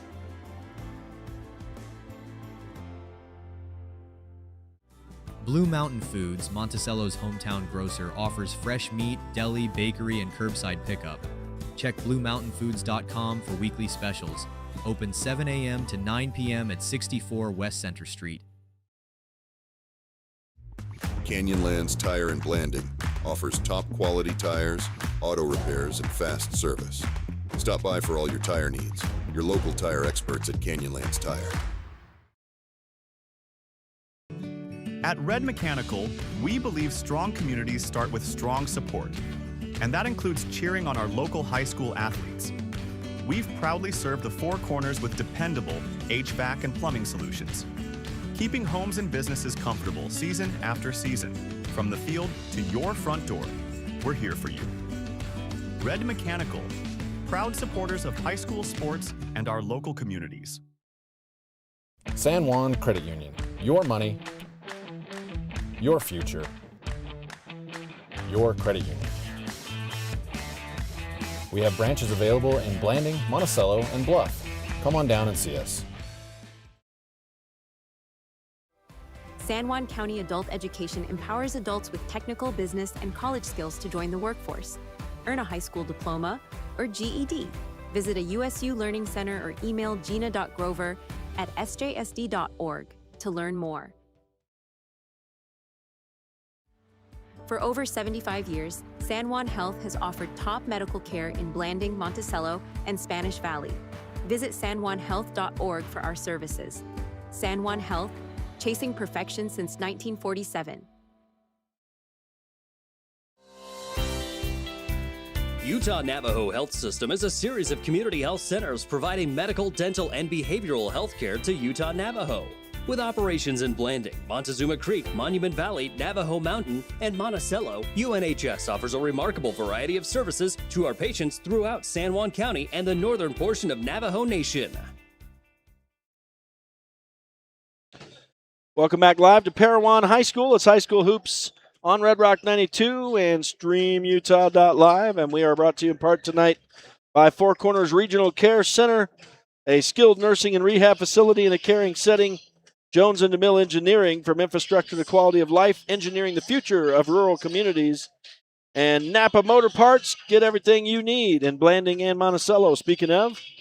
And big thanks to all the sponsors who make the broadcast possible. I want to say hi to my young men back home, Alan and James, listening and watching tonight as they get ready to coast off to bed on this evening. And hi to my lovely wife, Abby, as well. And miss you guys this weekend, but we'll be back late tomorrow night after a weekend of high school basketball. We got a couple Region 18 doubleheaders here as the players are going to line up on their respective sides. I guess Parowan's got their way of lining up. San Juan refuses to conform. They're going to line up on their own sideline over there. The American flag hangs loud and proud to our left, and we'll turn it up so you can hear the national anthem here tonight. Can you see by the dawn's early light what so proudly we hailed at the twilight's last gleam, whose broad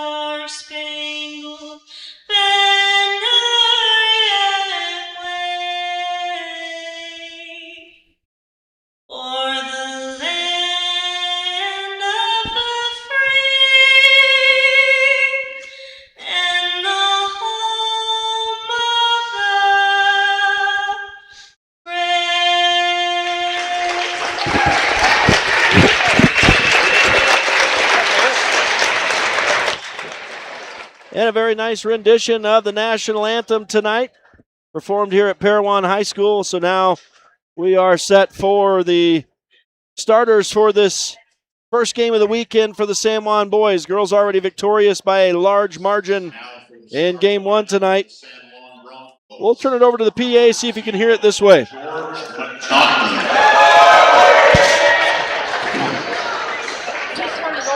Number 2, Jagger Nibs. Number 3, Baylor Nielsen. Number 31, Cole Duke. And number 55, Tripp Palmer.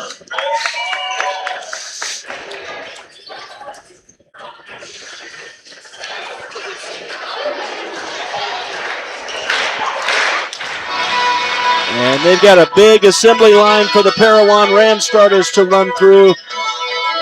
So they've got the gauntlet to come down.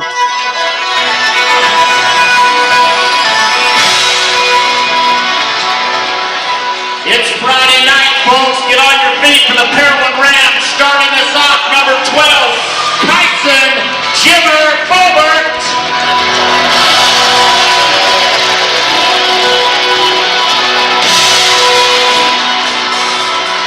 Number 5, the legend, Ty Cowboy Stone.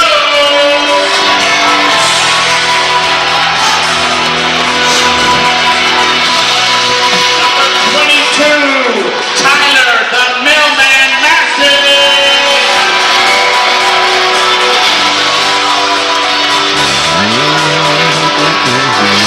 Number 23, my brother from another mother, Hunter Bettridge.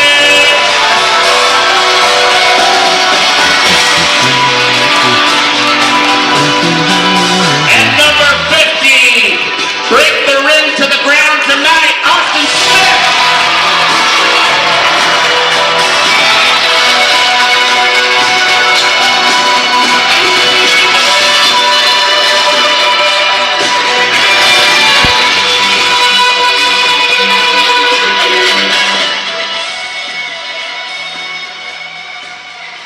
Well, they do it right here in Parowan. They make it loud. And I love how they're bringing back the 80s with Sirius again from the Alan Parsons Project, a la the Chicago Bulls back in the 80s. And it was a fun intro here for the home team for sure.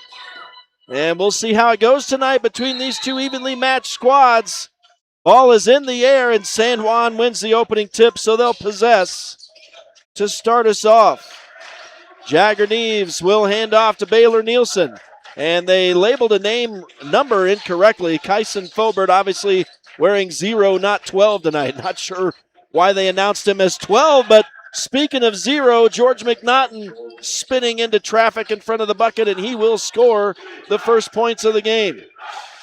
And now Parowan trying to get it across the line. They will. Here comes a 3 from Ty Stubbs off the mark. They battle. The rebound still being tipped up in the air, and finally Parowan gets it. Another 3 on the way.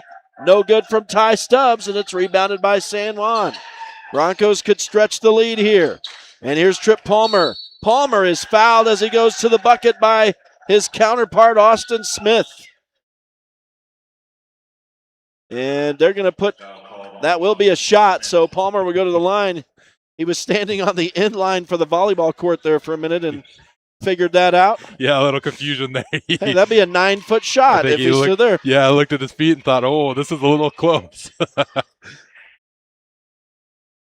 And the first shot is nothing but net for Palmer. So he's on the board. And the Broncos lead at 3-0. And I'm guessing these two big guys are going to try to dunk it at some point before the lights are out tonight. And they may trade dunks at some point tonight. We'll see how it goes. But Tripp Palmer, when they were announcing Austin Smith, they said, break the rim down tonight, Austin Smith. So they're calling him to dunk. Parowan has it now as Palmer scores on both of those foul shots. So the Broncos do lead 4-0.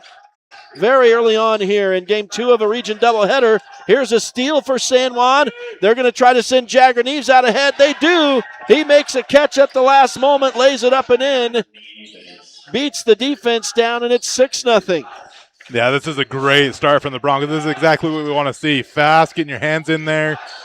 Oh, and a swatted shot. Yeah, this is a great start from our Broncos team on the road. Broncos blocked a shot down under the bucket. I think that was from Bettridge. And Austin Smith is going to be able to score the first bucket for Parowan. As I was looking down, good thing they announced it loud enough I can hear it. And it is 6-2 as San Juan almost loses possession, but now Jagger Neves throws the shoulder in. And I didn't think that that defender was set, but they're going to call Jagger for the foul. I think Jagger extended his arm there is what they called. Gotcha. A little extension is what got him. I think that should be in the game personally, but that's just me. I'm a hockey man, so I like some good hitting. And it looks like we're going to get a foul against San Juan over on the front. Is this a sideline foul or what are they calling here? I'm confused, honestly. I don't know what the call is, and it looks like Coach Easton Nielsen's a little confused as well. They don't have a number on the board. This may be a sideline warning. I think Easton may have been on the court, interfered with the ref or something. I saw him pat his chest and say, my bad. So I wonder if there's a little interference there from Coach. I guess that's what it is. No foul, 6-2. Parowan inbounds. There's Bettridge with a shot, no good. Rebounded by San Juan. Good work by George McNaughton there. And the Broncos will run it up. Trip Palmer rises up, but he's guarded too tightly. He'll hand off to Jagger Neves. They set a pick. Neves can't penetrate from the top of the key, though. He backs it up. Right wing three, yes. Jagger Neves makes it 9-2. And now Parowan running the floor. There's an uncontested layup for Ty Stubbs as he got deep all alone. So quick movement there in transition for Parowan, and they make San Juan pay. It's 9-4. Baylor Nielsen thought about the three from the left wing, brings it back down. Now they go to George McNaughton in traffic. It's almost stripped away from him. He and Trip Palmer work to get the ball back, though. And Jagger Neves has it in midcourt. What'd they call him? Yeah, Nieves, I think they said. The first time I'd ever heard that. Yeah, he was doing the announcements, got caught up on his last name and just decided to keep it short. Neves or something. Yeah, Neves, I think is what that was a new one for sure.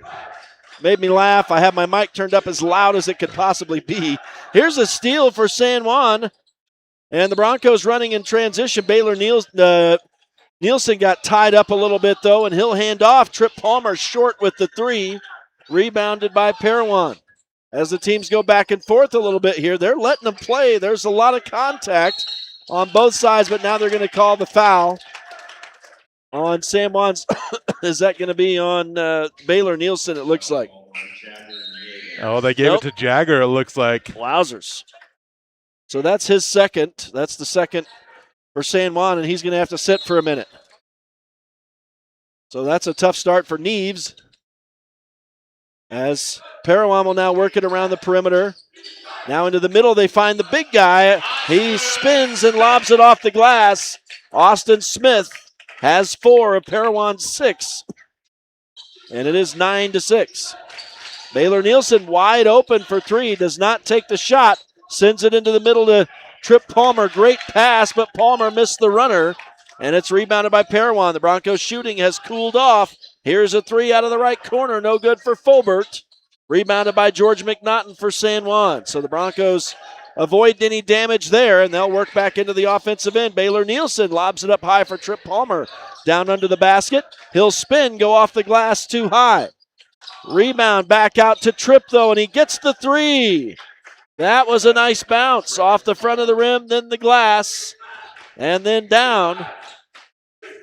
So Trip Palmer makes it 12 to, they only gave him a 2. Looks like they gave him a 2, and now the Broncos are going to get the ball here. Yeah, they got a travel. A Parowan player there had a little stutter step and traveled on that. So a turnover against Parowan.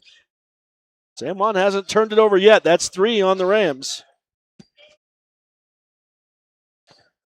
And the Broncos will inbound. And it's warmed up. It's gotten moist and warm in here now with all these bodies that have fluxed in here for this boys' game. It was already warm and humid in here earlier. I'm sensitive to these things. As Parowan steals the ball away from San Juan here. So the Broncos do commit their first turnover. And now Austin Smith just goes flying down onto the floor. And they're going to call Cash Palmer for his first, it looks like. I think that's Brig Palmer out there. I think 13 is who they're going to give that to. Huh? Palmer. Yeah, it is Cash. No. You're right. It is Cash. Well, just based on his face, I assume that's who was going to get it. Yeah, you're right. My eyes were deceiving me. I mean, he's like a brick wall. He's like a house. If anybody runs into him, they're going to fall down. So we've seen it multiple occasions this season. Players will think they're going to run into him and move him a little, but it's not to be. But there was a good run to the bucket, and a finger roll is good for Hunter Bettridge. Make it 11-8 as Parowan pulls to within 3. San Juan working in the offensive end here. So a quick start for the Broncos, and now hitting a 3 is Baylor Nielsen. That's a big bucket. That increases the lead back to 6 for San Juan. That's exactly what we want to see out of Baylor. That no hesitation. He's had two earlier looks that were still good. He hesitated on him. And if you ever talk to my wife, you'll know hesitation gets under my skin with basketball. That's right. So it's good to see Baylor have some confidence and let that go. Yeah, you can see what it produces. Ashton Anderson, meanwhile, answers for Parowan. Pulls him back to within 4, 14-10. Here's Brig Palmer. Drive in, kick to the left wing. 3 for Nielsen, and that one in and out. So he does exactly what he needs to do there. Doesn't catch the break, though. Parowan will transition, and now it just opens wide open for William Eisnock, who can't score, but on the rebound and the putback, it's Bettridge. And let's see, I think they said Hunter Bettridge. It was an offensive rebound for Parowan. And now San Juan, I think is this a turnover on the Broncos? Yeah, I think Baylor let that one fly, and it just hit the front of the rim and ended up being, Parowan rebounded it. So it probably was actually technically a shot, but here's Parowan trying to tie this thing up. It's 14-12 into the final 1:20 to go in this opening quarter. It's already been a good one. San Juan opened a 6-0 lead, but Parowan has rallied all the way back as Hunter Bettridge scores to make it 14-all. Yeah, when you leave the back door open like that, there's nothing you can do. They're going to get that inside and get that 2-point bucket pretty easily. Some passing for San Juan, but a last dish from Trip Palmer down low for Cash Palmer is behind him and out of bounds. And that'll turn it over to Parowan, and now the Rams have a chance to take their first lead of the game. 1 minute to go in the opening quarter. 14-all here in this one, so it's a brand new game. As we wind into the final 50 seconds of the quarter. Rams with it set up. Top of the key, there's Eisenach. Driving into the lane, he kicks to the left corner. We're going to get a foul on the floor against San Juan. And it will be the second on Cash Palmer. So it looks like George McNaughton's going to come back in for him. And Palmer's just got to shake that off. He's questioning the calls, of course, but you got to advance past it. Sometimes you won't get the calls, especially on the road. There was a good inbound play, but missing the short jumper was Eisenach. It's rebounded by San Juan. So the Broncos an opportunity here to retake the lead. Final half minute of the quarter. Brig Palmer, left side for Baylor Nielsen. That's the look they want. He was hot for a moment. Now Trip Palmer will get it at the top. Misses the 3. The rebound is batted around on the baseline. Finally, George McNaughton gets it. And they go into the middle. It'll be stolen by Parowan. Here they come in transition. Unable to score is Ty Stubbs, but he's fouled. He'll go to the line and shoot 2.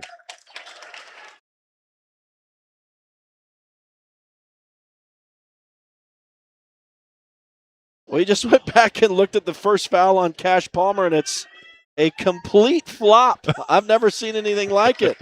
He was untouched and flopped down on the floor. My goodness. So that's pretty outrageous. I got no place in my heart or my patience for that type of play. I don't know what to say. I'm flabbergasted now. You shouldn't have shown me that, man. That's awful. It's 15-14 now as Stubbs makes one of the foul shots, missed the second. And now here's Baylor Nielsen on the right side. They ran out of time. Unfortunately, Black hit the three after the buzzer. Randall Black had a perfect shot over there, but he didn't get it released in time. And so San Juan is down by one after 8 minutes of play.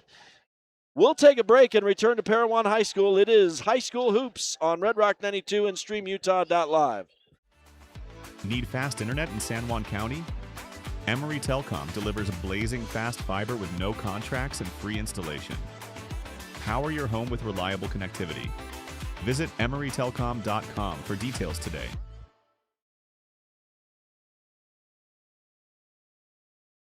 Get the resources and quality of a big school education and the support of a smaller school at Utah State Blanding. Explore over 70 degree and certificate programs to find your perfect fit and experience personalized learning with small class sizes and dedicated faculty while getting the classic college experience. A Utah State education is affordable too, thanks to competitive tuition and tons of scholarship opportunities. Visit blanding.usu.edu to learn more about becoming an Aggie in Blanding.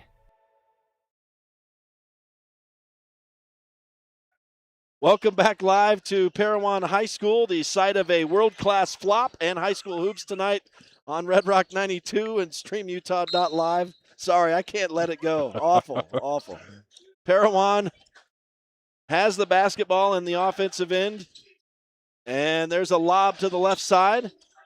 Picking up the dribble is Stubbs, hands to the top of the key for Massey. Back to Stubbs. He thought about the three. Now the defense closes in on him, goes to Massey, left wing, and he drains the three. So it's an 18-14 lead for Parowan to start the second quarter. And I'll get that done on my iPad as well. So I got a wrong point in there. As San Juan will take the basketball. Trip Palmer misses an 18-footer. And on the rebound, I think we're going to get a San Juan foul. Yeah, Baylor Nielsen reaching in there on that rebound, trying to fight for it. They're going to call him for the arm swat there. So the Broncos guilty of the first foul in the second quarter. And it'll be Tyler Massey to walk it across the line for Parowan. Tries to go around Nielsen and now hands off to Smith at the top of the key. Over on the left side for Fobert. Excuse me.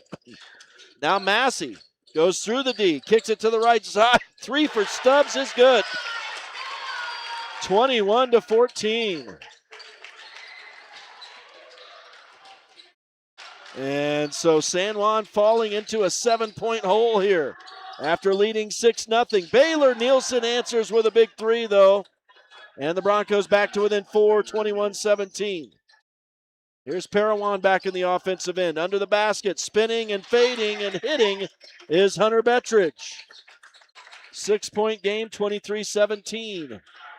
90 seconds into this second quarter. It's a back-and-forth battle right now. A lot of time left, of course, in the first night of a Region 18 quadruple header here this weekend. Girls already victorious as Trip Palmer spins through the D and scores for San Juan, makes it 23-19. Quick transition pass for Parowan, and Stubbs hits the three again. The long-range shooting is hot for Parowan, and the Broncos down by 7 again, 26-19. Here comes Jagger Neves working around a Trip Palmer pick. Goes into the left corner for Nielsen. Back up to Palmer on the, Neves on the wing. He missed the runner, and it's rebounded by Parowan. They run in transition, and a man wide open down court. Ty Stubbs had to go up to get that pass and couldn't get a shot as Jagger Neves closed in. So Parowan has it set up. They go to Austin Smith. Left of the bucket, he slings it up and off the glass and in. It's 28-19, a San Juan timeout. As Parowan has gone on a run, they're up by 9. 5:29 to go in this first half now. And Parowan has stretched a bit of a lead. Stay with us. We'll return after the timeout. It's High School Hoops on Red Rock 92 and StreamUtah.Live. Red Sands Geomatics delivers professional land surveying and mapping services. Accurate, responsive, and fairly priced. Now serving the Four Corners area. call or text Tyler at 435-459-2215 or visit redsandsgeomatics.com for a free quote. In career and technical education, your classroom is more than a place to learn. It's where your future begins. Here, you'll gain real-world skills and turn your talent into opportunity. Learn the skills, build your dream, and step into your career starting today. Welcome back to Parowan High School. It's High School Hoops on Red Rock 92 and StreamUtah.Live. Coming out of the San Juan timeout here, it'll be Bronco basketball, 28-19 in favor of Parowan. So San Juan started the game 6-0 in the first quarter, and since then have been outscored 28-13. So the Broncos have got to find a way to reset this momentum. And out of the timeout, they do have the basketball. Jagger Neves goes right side. Now to Trip Palmer, right of the paint. He pulls up and hits the jumper. And that's how you start. Back to within 7, 28-21. Here is Massey going left corner. A three is no good from Fobert. Rebounded by San Juan. Broncos doing a good job staying at home and boxing out, getting that rebound defensively. Now it's Cole Duke in. Jagger Neves gets a pass from him. It's stripped away from Neves, but he recovers it on the baseline, and now it's batted around. Parowan steals it away. And now San Juan will steal the ball away. So the teams trade turnovers. Running back the other way, Duke handed off to Nielsen. He moved left, shot back right, hits the three. And the Broncos back to within 4, 28-24. Not quite halfway through the second quarter of what has been a spirited contest here in Parowan tonight. These two teams played to a 58-57 final on December 19th, and it's looking just as exciting here tonight so far. Here's a three on the way from Stubbs, a little long. Rebounded by Parowan, though. So another opportunity for the Ram offense. Halfway through the second quarter, a 4-point lead for Parowan, 28-24. Here is Bettridge with it. Pulls up at the free throw line, misses the jumper. Rebounded by San Juan. And the Broncos will walk it across. Jagger Neves to Duke. Touch pass to George McNaughton. Spins in the defense in the middle and scores. Love to see more of that from George. Get in there, be aggressive. I mean, he can get in there. He can battle with that Austin. I forget it. Austin Smith, is that his name? The big guy, number 50? That's right, yep. So if he can get in there and battle with him, then we'll have Trip Palmer and George McNaughton. I would love to see that. Yeah, that was a good bucket. Oh, there's a hard hit. Unfortunately, Jagger Neves commits his third foul here on a rebound play. And he knew it immediately.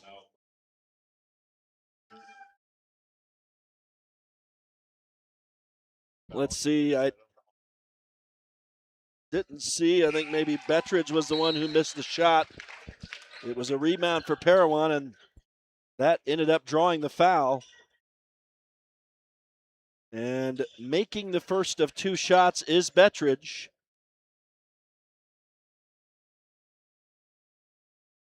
And one more shot on the way, and it's also good.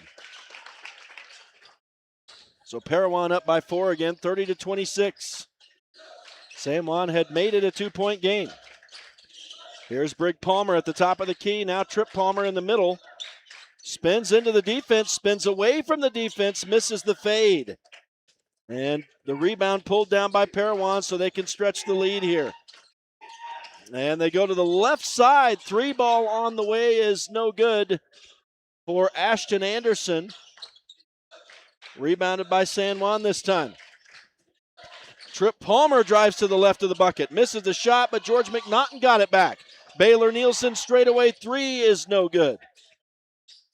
And it's rebounded this time by Parowan. The Rams will run it down, and George McNaughton stands in the way as Tiago Mar misses a shot. And it's rebounded by San Juan, and I have no idea how to pronounce his name, so I'm not assuming anything, actually. And there's Trip Palmer swatting the ball into the air. It bounces back down to Palmer again, and this time he scores.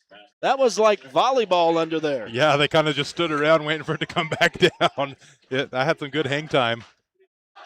You rarely see that work out, but it does for Trip Palmer there, and San Juan's back to within 2. The crowd had nothing to cheer about on that play, as there's a hook shot, no good, from Marr. Rebounded by San Juan, and the Broncos could tie the ball game here for the first time in a couple minutes. So San Juan has now rallied back in this after trailing by as much as 7. There's a Baylor Nielsen 3 off the mark, rebounded by Parowan, however. And they're on the run in transition. Left wing now as they slow it back up. Marr goes back into the corner, and a 3-ball misses everything from, it looks like that was Eisenach. Rebounded by San Juan. Broncos coming the other way in traffic. And finally, Parowan will be called for their first foul of the night as Ty Stubbs steps in the way of George McNaughton.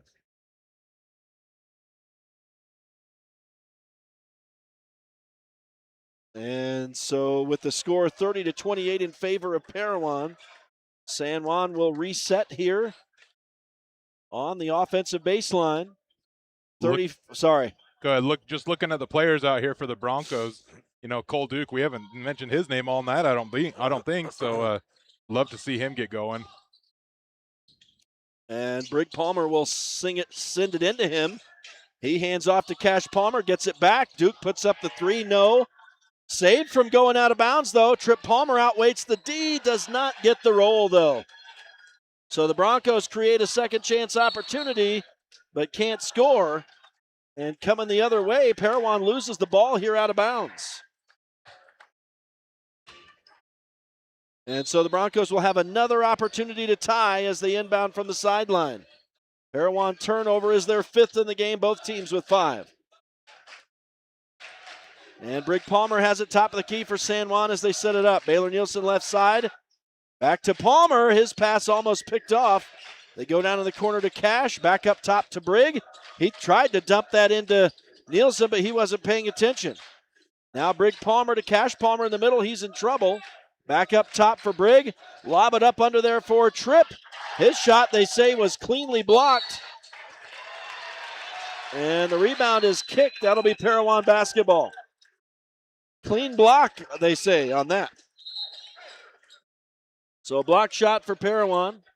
It'll be a dead ball rebound for the Rams. They're out-rebounding San Juan unofficially, 16-14 here. We are into the final half minute of this first half. If you can believe that, it's been pretty fast-paced in this one, and a good game, 30-28 in favor of Parowan.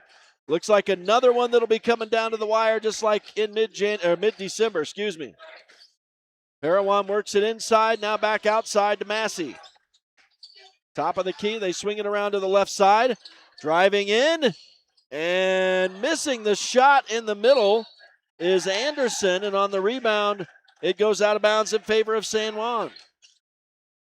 So the Broncos have 9 seconds here, so they got to be aware of the time. And Brig Palmer will indeed run it in. Left side, wide open, Baylor Nielsen, yes! 4-3. And that gives San Juan the lead at the buzzer. Parowan does throw up a prayer, but what a finish for the San Juan Broncos as they hit a 3, not a buzzer beater per se, but a big 3 for Baylor Nielsen gives San Juan the lead at the half, 31-30. We'll take a break and we'll return with some first half stats. Stay with us. High School Hoops on Red Rock 92 and StreamUtah.Live. Desert Rivers Credit Union offers mortgages, low fees, and great rates for all credit scores. Enjoy local service and a nationwide ATM network. Desert Rivers Credit Union, for people, not profit. Since 2009, Blue Mountain Hospital has set the standard for rural healthcare, bringing excellence in healing, quality care, and inspired staff to San Juan County. We offer the county's only accredited sleep center, compassionate labor and delivery, top-tier emergency care, and flexible dialysis options. At BMH, our comprehensive services are delivered by a passionate team. Visit bmhutah.org to learn more. We can't wait to meet you. San Juan Public Health in Blanding offers vital records, immunizations, WIC, and health education. Protect your family's health with our services. Visit 735 South 200 West or call 43558733838. Holiday Construction is your one-stop source for gravel, concrete, excavation services, and custom hauling.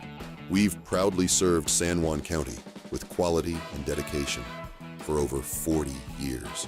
Call Holiday Construction today at 435-678-2028.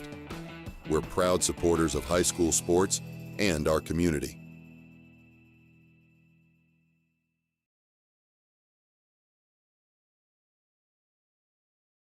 With a changing economy and advancing technology, it's time that marketing and selling of real estate in San Juan County catches up. Four Corners Homes and Property Management is changing the game.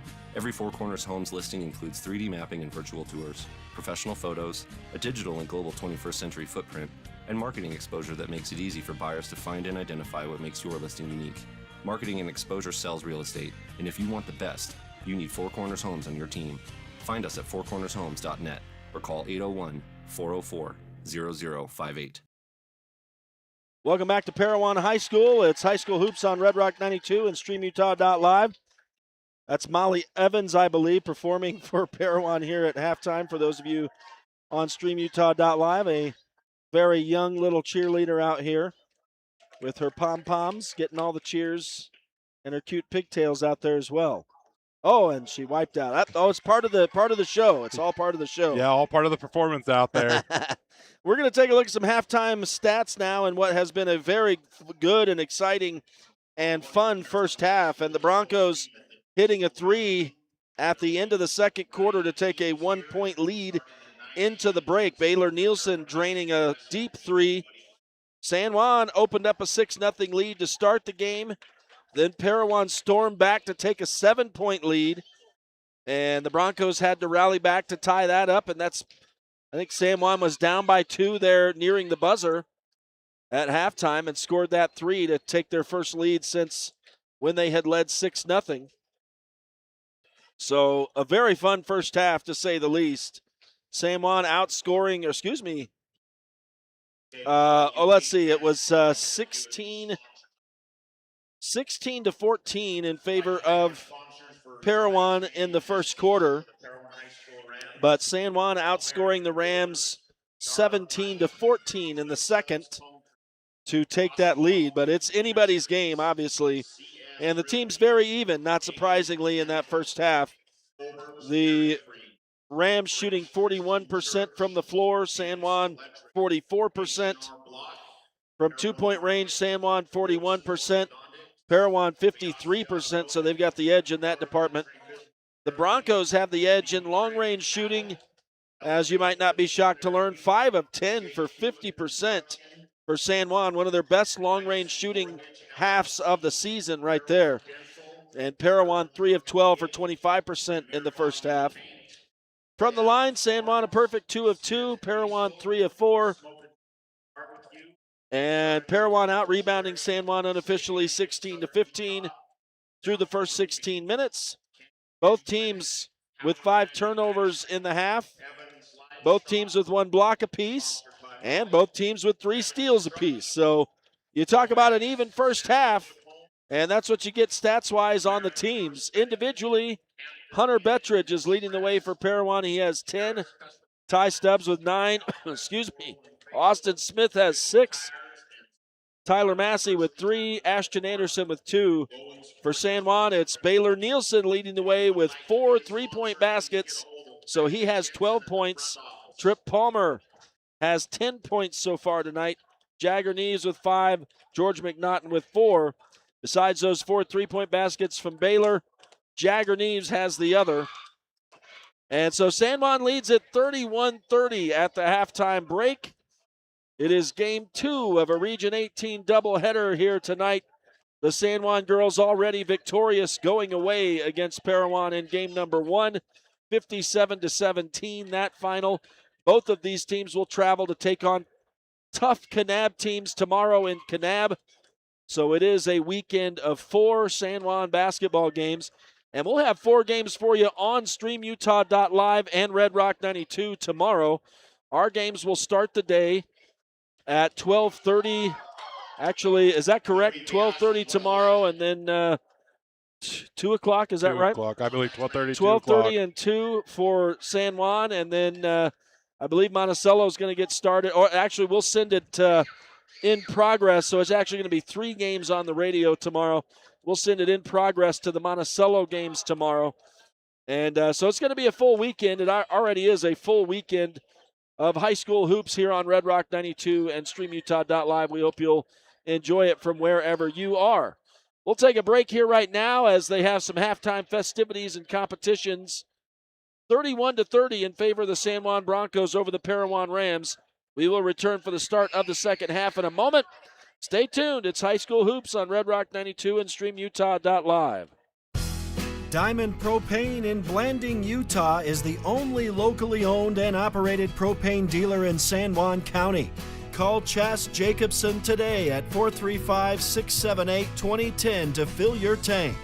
Diamond Propane is a proud sponsor of local high school sports. Men can take a hit. We can tough it out. We're told to suck it up a lot more than we're asked to talk it out. But the truth is, the only way to tackle what's up here is by talking it out. To simply say what we're feeling. With friends, family, or the Utah Crisis Hotline. Put this number in your contacts right now. And if you're ever wondering if you have someone to talk to, you do. 24/7.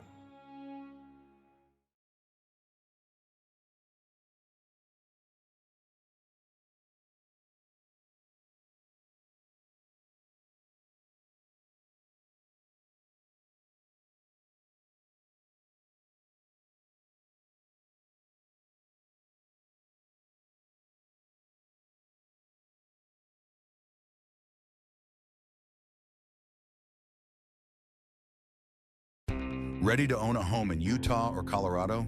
The Britt Barton team at Primary Residential Mortgage, with over 30 years experience, crafts personalized loans with top rates and expert support.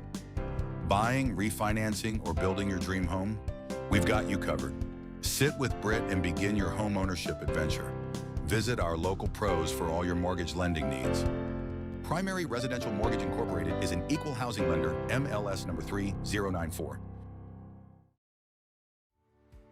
Pain or injury sidelining you? Precision Rehab restores you and your loved ones back to peak performance with physical therapy in Monticello, Blanding, Montezuma Creek, and Monument Valley. Covered by most insurances. Call 435-678-3869 or visit precisionrehabutah.com. Planning a weekend project? Red's Ace Hardware in Blanding has paint, tools, grills, and yard supplies from top brands like Craftsman and Weber. Visit us for great deals and expert advice.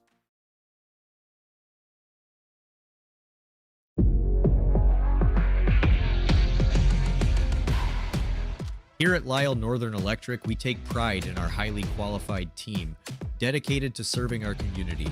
Whether you need commercial, residential, or solar electrical services, our certified experts are ready to meet your needs. We are proud to support our community, especially our youth and high school athletics. Lisle Northern Electric, serving our community since 1957. Buying, selling, or refinancing. Trust Anderson Oliver Title Insurance Agency, Southeastern Utah's only locally owned title company, serving San Juan and Grand counties for over 25 years. Visit us today. Welcome back live to Parowan High School as we get underway in the second half. A 31-30 lead for San Juan. The boys, girls already winning tonight. Broncos going from left to right on your radio dial here in the second half. They get it to Jagger Neves, and he rolls it up and in as he scoops it up on a nice pass from Trip Palmer. And the Broncos open the second half scoring just like they did the first. There's Austin Smith spinning away from the San Juan D and answering for Parowan. From 3 feet out. Thought he was going to go in, try to force his way in for a dunk there, but San Juan did a good job to turn him away from the basket, but he was able to score anyway. Trip Palmer does a good job protecting possession. Now kicks it out. Jagger Neves' 3 rims out, and it's rebounded by Parowan. They send Ty Stubbs out ahead of everybody. This is not the first time he's just been camped out down court. Takes a touchdown pass down there, and this time he stayed out ahead of everybody, laid it up and in easily. Now the ball knocked away from George McNaughton, out of bounds. And so San Juan will keep possession here on the offensive baseline. 21 on the shot clock. Heads up play from George not to touch that. I think he saw it went off of Parowan, so kind of boxed out. Cole Duke sends it back down in the corner. A little give and go to Jagger Neves. Neves with a Euro step. Tough basket as he forces it up and in off the glass. In a double team there. Jagger Neves scoring for San Juan. In transition now, it's Massey for Parowan. Ball bounces free, stolen by San Juan. Jagger Neves on the run will stop and hand off to McNaughton. Gets it back. A left wing three, rims out. San Juan gets their own rebound though. And the Broncos a second chance opportunity. Jagger Neves for three again, no. But it bounces to Trip Palmer. He wanted to give his teammate another shot from long range. Yeah, third time's a charm. Jagger wanted that third shot there. But instead, the Broncos will have to work it around here. Now they got it back to Neves, but he's not open. So now Trip Palmer weaves his way in. Can't score, and the ball is knocked out of bounds off Cole Duke. So the Broncos had some opportunities there, but couldn't add to the lead. And the rebound this time to Parowan, dead ball. As it went out of bounds, we're under 6 minutes to go in this third quarter. A slim 35-34 lead for San Juan. Now Massey goes falling down, ends up having it stripped away by San Juan. And the Broncos in transition. Jagger Neves with a little shake and bake. He's contacted, no foul. It's stolen away by Parowan. Running the floor and now handing off. Austin Smith scores for the Rams, and the Rams have the lead again, 36-35. Jagger Neves will take a pass. Man, this guy, Ty Stubbs, nearly killed himself trying to get that ball. I think Nielsen scores a 2 here to give San Juan the lead back, 37-36. That Ty Stubbs is kind of all over the place. Dude. He camps out down court. He goes diving for the ball. He's a go-getter, man. He is, yeah. He came flying out of bounds over here. Sold out trying to get that ball, that's for sure. Now he throws up an air ball, and it's pulled down by San Juan. The Broncos can increase their lead as no press allows Jagger Neves just to walk it across. They work it into Trip Palmer. He dunked it, but not before a whistle. Oh, they're going to call a technical foul on Trip Palmer for dunking it? That was just continuation there. I think that should go against Austin Smith there. He was running his mouth, having some words with Tripp, so I don't know if they're going to call it on both sides, but it seemed like that Austin was more the aggressor on that one.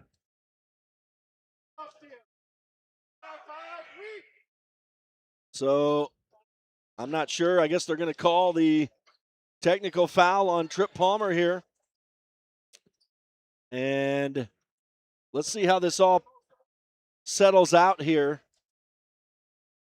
I thought they were calling it just because he dunked after the whistle, but there was really no way for him to stop. He was already in continuation there. And then I didn't really see all the things that transpired after the whistle. And then I'm not sure why the delay here. I guess they're discussing it, trying to figure out what they're going to call here.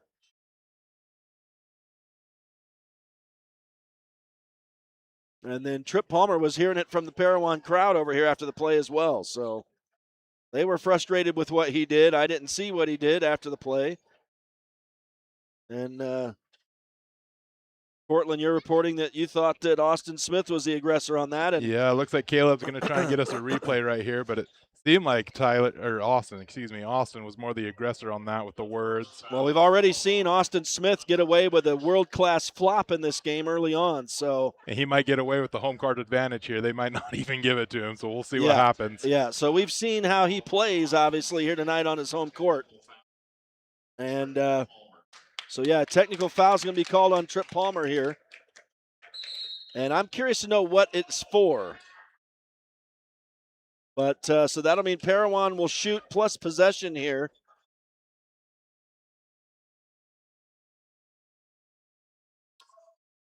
Oh, And- maybe they were offsetting. Did they give one to each? Is that what it's offsetting? Because there are no shots. San Juan's just maintaining possession here. Yeah, I didn't see the first call. And, and now a call on Trip Palmer again here. They're going to call an offensive foul on Tripp here before the ball even came inbound. I guess that's the home court advantage there. Unbelievable. And there are 2 fouls up on Parowan that I missed. So I don't know if that means Austin Smith has one. I'll have to see how that straightens out. Obviously, if anybody gets additional fouls, we'll see it up on the board, and I'll be able to know what I missed. But, yeah, there's 2 fouls up for Parowan that I missed. And in the meantime, the Rams have the basketball. And a reverse layup attempt is no good. And, Cortland, you said you wanted to see some fireworks in the second half, and I think you're starting to see those, my man. Hey, it makes it an exciting game. Sparks, fireworks or not. But it does. We're going to get another foul here as Austin Smith was trying to score, and this will be the 4th on Jagger Neves, so that is tough for San Juan. A lot of time left still in this game for him to have 4 fouls, and my guess is he's going to have to come out as Austin Smith makes the first of the 2. And indeed, is that Brig Palmer coming in for him? Yep. Yeah, Briggs coming in here.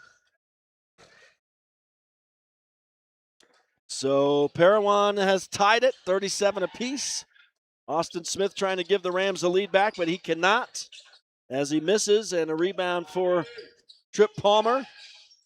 And San Juan in transition. If you're the Broncos right now, you got to let those calls go, and you just got to move on and play your game from here on out. Yeah, and Jagger, as he's taking a breather off the court here, he can't hang his head too low being pulled off. We're going to need him later. Yep. And that's a rebound for Parowan after the block shot. And so Massey has it now, a chance for the Rams to regain the lead. 37 all, under 4 to go in the third quarter. They try to send it down to the right of the bucket. They do. Missing the shot is Stubbs. Parowan with their own rebound, though, and a putback for Hunter Bettridge. So a good second chance opportunity there for Parowan on the offensive board, and the Rams regain the lead 39-37. Here's Brig Palmer at the top of the key with it to Baylor Nielsen. He drives in, baseline, kicks it back out. Brig Palmer at the top of the key will send it left side for Trip Palmer, now left wing for Nielsen. Baseline drive. He's bodied to the line. He'll have to have help. Sends it into the middle. George McNaughton, a hard-fought 2 points from out in front. And the Broncos have tied us up at 39. Massey has the ball at the top of the key, backing out to the midcourt P. Now he'll hand off to Austin Smith, left side. On to Stubbs, back to Smith now at the top of the key. Right down into the corner they go. Here's a nice fade, but not able to make the shot is Bettridge. And George McNaughton had it on the baseline. They're going to call him for a travel here. So it was a temporary defensive rebound for San Juan, but then a turnover as Cash Palmer comes back into the game for San Juan. And George McNaughton goes off. So, yeah, if you're the Broncos right now, you just have to not allow yourself to become frustrated. I think you can pretty much expect that you're not really going to get the calls in this gym here tonight. And so they've got to just play their game to the best of their ability and overcome. Easier said than done sometimes. Parowan right now has it. We're all tied at 39 apiece. 2.5 minutes left in the third quarter and what's been a fun one. And Stubbs has it right side for the Rams. He'll go fully cross court. And a 3 is on the way from Eisenach. It missed. And a foul, I think, on the rebound here. No, just went out of bounds, I guess. I think they're going to give it to Trip Palmer, a little push-off as he wanted to get that rebound. I think they're going to give that to Trip. We'll see what they put up on the board. Wow, and if that's the case, then 2 of San Juan's bigs are in bad trouble here. Yeah, they did. That gives 3 to Trip. Yeah, he's had a tough third quarter. And Austin Smith takes the inbound pass up at the top of the key. And they'll hand off to Marr. He'll get it back in the midcourt paint. Now over the left side, Stubbs. Back to Marr. Dribbles to the right side. They set a moving pick. Nice block shot from behind by Trip Palmer here. But a rebound for Parowan. There's a shot up, no good from Smith. They get another rebound. Here's a 3 on the way. That one missed.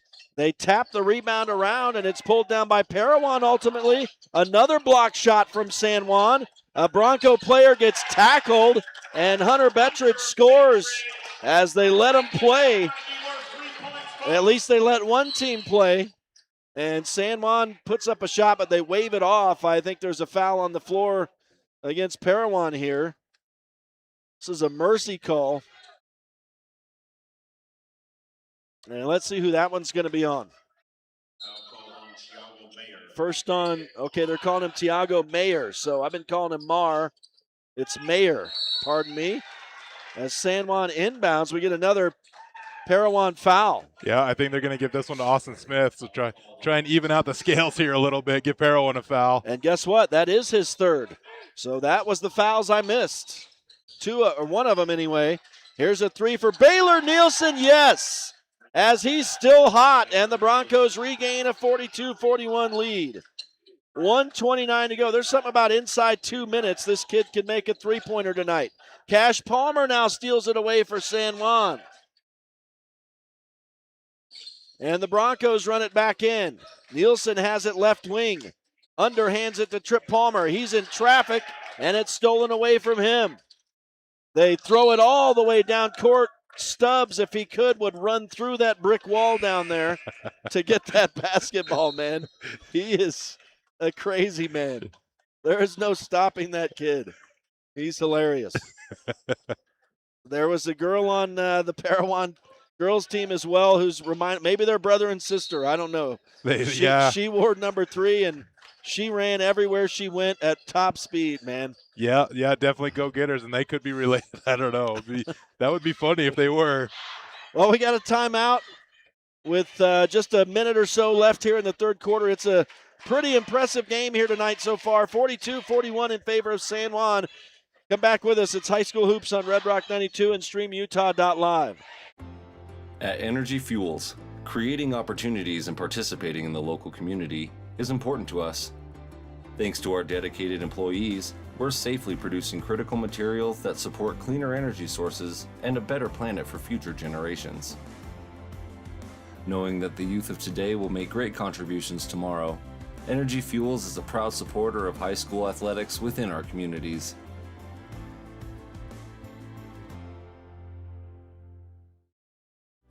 Blue Mountain Foods, Monticello's hometown grocer, offers fresh meat, deli, bakery, and curbside pickup.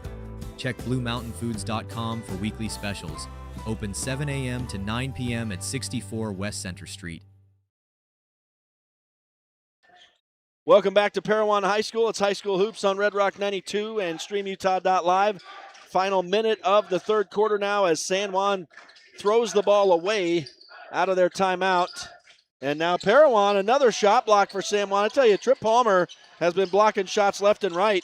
Now he's getting tackled under the basket, but he somehow finds a way to send it out. Baylor Nielsen gets a pass in the corner, drives inside and misses, though. He needs to stay out on the perimeter. He's been hot from out there. But another block shot for San Juan. And a defensive rebound as well. Now Parowan gets the board. The shot clock is off. 18 seconds left in the third quarter. Parowan trying to take a lead into the fourth quarter. San Juan's up by 1 right now. If the Rams get the last shot, they might be able to have the say here. And they do get a shot, but it's no good from 3, and now Austin Smith has it. He'll put up a 3 that misses, and that will end the period. So 2 missed threes at the end of the period there, and the crowd kind of stunned a little bit as the buzzer sounds.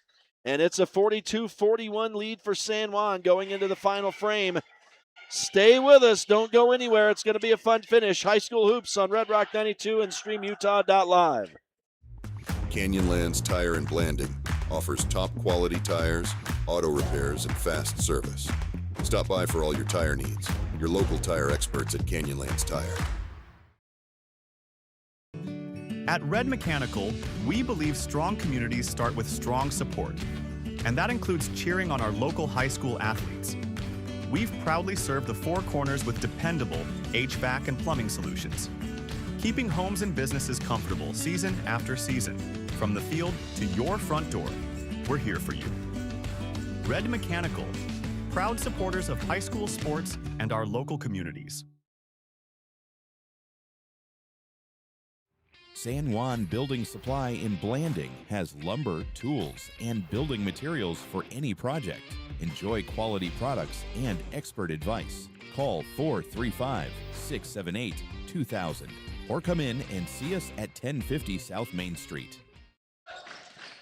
Welcome back to Parowan High School. It's High School Hoops on Red Rock 92 and StreamUtah.Live. It all comes down to this fourth quarter between San Juan and Parowan on the boys' side. Broncos lead 42-41 as we start, but take that away. There's a nice finger roll from Tiago Mayer. That's his first points of the night, and the Rams take the lead, 43-42, as we're just underway in the final frame. Brig Palmer to Trip Palmer. He spins and misses the jumper. And it's rebounded by Parowan as they run in transition. Left side, wide open, Massey misses the three, and the rebound is swatted out of bounds by Trip Palmer, so Parowan will keep it with a fresh shot clock. And the 1 point lead. Massey will step to the baseline, left of the bucket, and surveys the scene. He's running out of time, but he is able to lob it up high to Mayer. And now Mayer will take a look at his coach for the call here. And lob it up to the right side to Eisenach. He'll drive in, bounces it under the basket to Bettridge. In traffic, he's still able to scoop it up for the score. And that's a 3 point lead now for Parowan. As you've got Jagger Neves on the bench for San Juan right now with 4 fouls. So my guess is he'll come in about midway through. Oh, and the Broncos throw the ball away here. Going to be stolen by Parowan, and here they come in transition. Into the middle, there's a over-under, unable to score is Mayer. So it was a steal for Parowan. San Juan turnover. We're going to get, is this a foul? Yep. Bettridge gets the foul here, and I had missed, that was the other foul I missed. So I've got everybody's fouls now, I believe. And that's the second here in this fourth quarter. As the Broncos have it set up in the offensive end. Here's Cole Duke, right wing three, missed. And it's rebounded by Parowan. Smith gets it, it bounces to him. He'll hand off, Mayer for three. No, and rebounded by San Juan. They run in transition, and Cole Duke clobbers somebody, and they're going to call an offense, or excuse me, a block on the man who was killed. And that's on Mayer. He was more set than a call that Parowan got in their favor in the first quarter, I tell you. Man, he got absolutely landed on by Cole Duke there. He was laid out. And for his troubles, he gets his second personal foul of the night. And Cole Duke is at the line for San Juan, still looking for his first points tonight. And he's unable on his first. And Jagger Neves back in the game for San Juan, so a little earlier than I expected, but 6 minutes to go in the game. He's here for whatever happens. And Duke's second shot rims out as well. San Juan knocks the rebound out of bounds, it looks like, and so it'll be Parowan basketball. And the Rams leading by, I've got an incorrect score. I've got 47 for Parowan, so I must have computed a made shot when it was missed. It looks like you're going to have a minute to go and figure that out. I guess we're going to get a timeout here. Yep, Parowan calls a timeout. Yeah, I don't know if you have any comments while I look through here. I got to see what I did here, I guess. No, it looks like you got a full minute to figure it out. So Thank you. I think both sides here are going to try and talk about this last little bit in the fourth period here and see what we need to do. Some adjustments needed to be made. Well, I don't know. I got a couple makes here. I'm not sure. I know the scoreboard has been wrong on a couple occasions tonight, so I can't be sure that I'm entirely wrong. But I'll take it off, I guess. That's the only thing I can do at this point with it not changing. So, yeah. 45-42. My iPad now agrees with the scoreboard. So it's a 3-point game. And, again, we do have a timeout on the floor here. So we will pause and let you know that High School Hoops tonight on Red Rock 92 and StreamUtah.Live is brought to you in part by San Juan Pharmacy, serving San Juan County and supporting local teams for decades. Also tonight, Westcott Motors, San Juan County source for quality, affordable vehicles, westcott-motors.com. A huge thanks to all these sponsors who make the broadcast possible. And we will thank you one final time in a little while during the close. This has already been a fun weekend. We've got 2 more games tomorrow on the San Juan side. 2 Monticello games as well tomorrow. As Parowan has it here now with 5:30 left in this game and a 3-point lead. Here's a 3, speaking of, from Stubbs, no. And it's rebounded by San Juan. Broncos running it the other way, but they throw it away. And running the other way, having the shot stuffed completely, was Eisenach. And it'll go out of bounds. I think 2 guys might have blocked that shot for San Juan. But it is a dead ball rebound for Parowan, so they'll keep it on the baseline.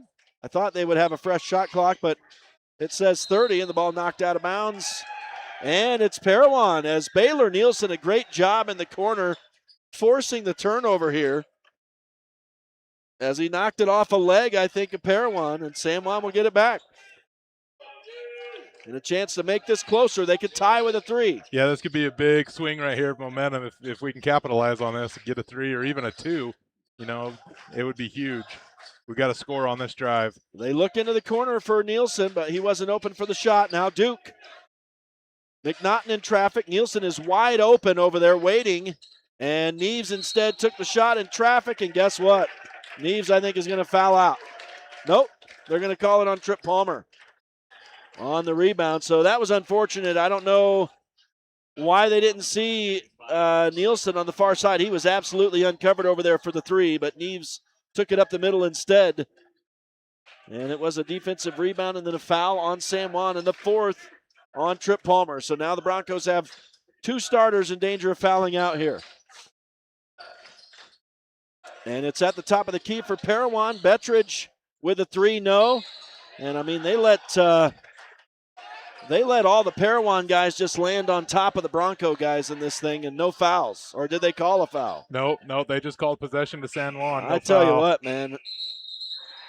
That is not the way the game is being called down on this end, that's for sure.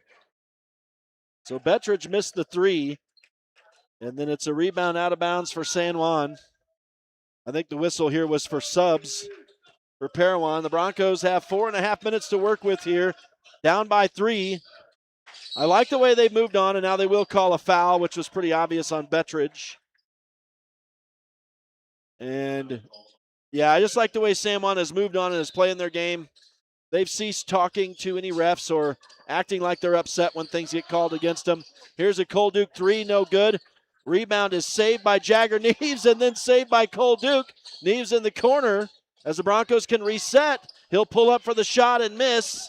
And he thought he might battle, but elects not to battle here.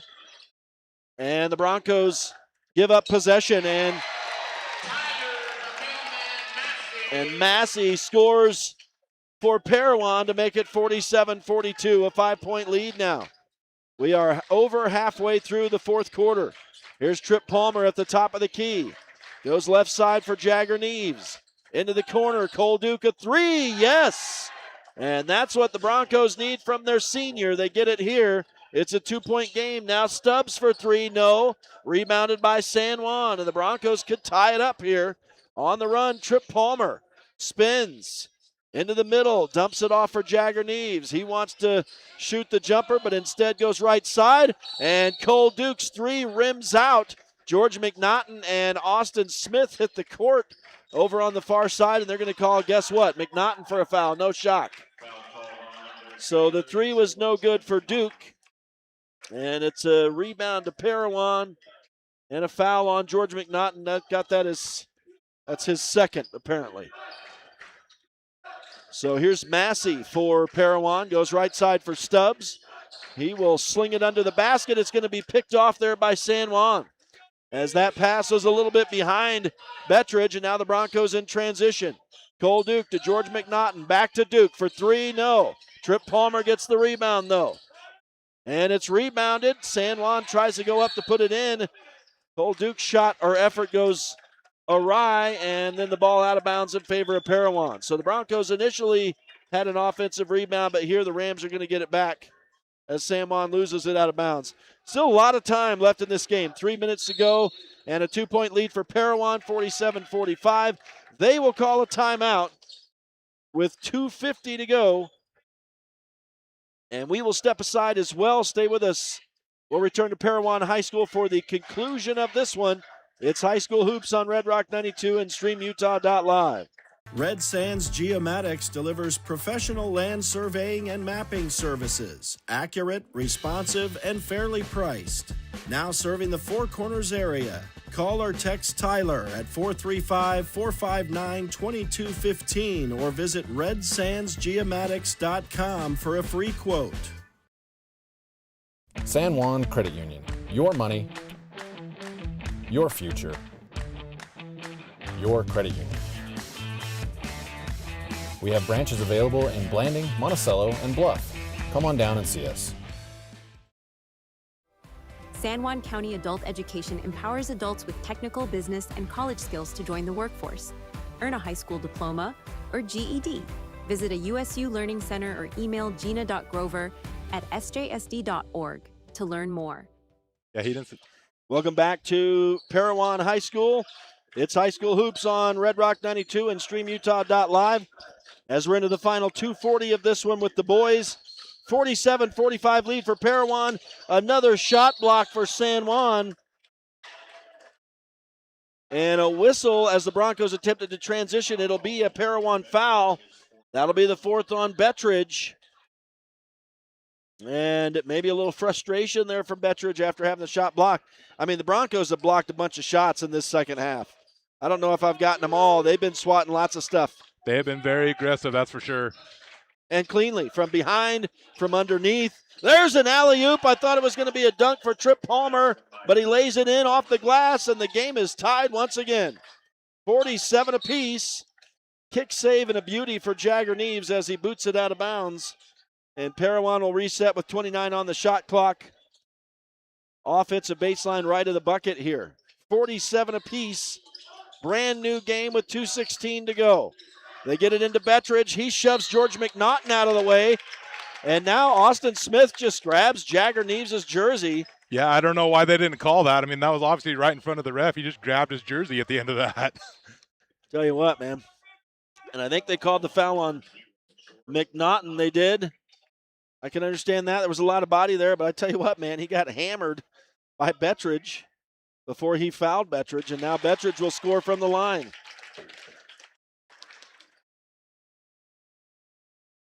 So Hunter Bettridge has 17, and that gives the lead back to Parowan. It stays a 1-point lead as he misses the second. And it's rebounded by San Juan. The Broncos in transition. Pass is deflected out of bounds by Stubbs. And so San Juan will have to reset here on the sideline.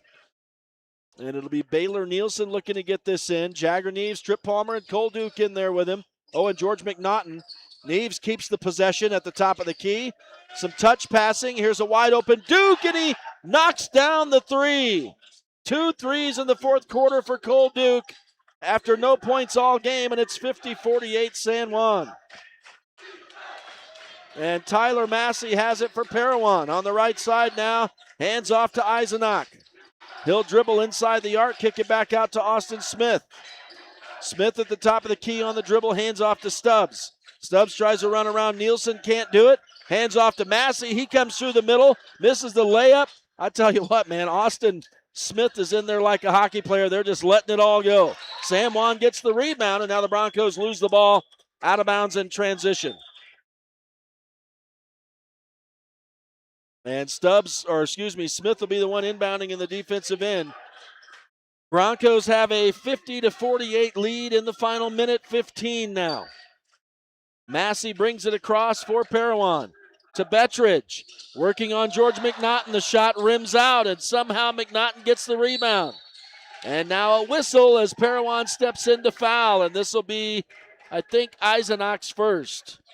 Give props to George on that one for staying in there, fighting for it, but not losing his cool either. He's got a level head. The whistle blew, and he's cool, cucumber cool out there. I mean, the Broncos, I think, have resigned themselves. You know, some of the I hate to be a whiner or complainer, but the calls are obviously not going in San Juan's favor tonight, and I think they've done an outstanding job just kind of letting that go. And I think you saw during the time when Trip Palmer was getting the technical, I think from that point on, the Broncos have really calmed down and have just kind of moved on from it and are just trying to play their game, just like we said. McNaughton here misses the first of a foul shot, two-set situation, though, and he misses the second, but Trip Palmer with the rebound, and he draws another foul from Parowan. And if this is Bettridge, it's his last one. It's not. It's going to be the second on Eisenach. Yeah, it's going to that number 1, not 23 there. So Trip Palmer now at the line as the Broncos are in the bonus. So this is huge in the final minute 4 here. And it's not just getting to the line. The Broncos need to score from the line here. Trip Palmer getting all the Bronx cheers, and unfortunately, he's unable to make the first. So the lead remains 50-48. 1:04 to go in this game. I mean, it doesn't get much more exciting if you're into high school basketball, and Trip Palmer misses both of those. So a defensive rebound for Parowan, and they kind of let him play here. Austin Smith has it top of the key, and now Tyler Massey left wing. Dumps it inside for Bettridge. Man, they are letting Bettridge hit George McNaughton all night long. I mean, those are hard hits under the basket, and they're going to give him the bucket and the foul on McNaughton. There's really not much that McNaughton can do.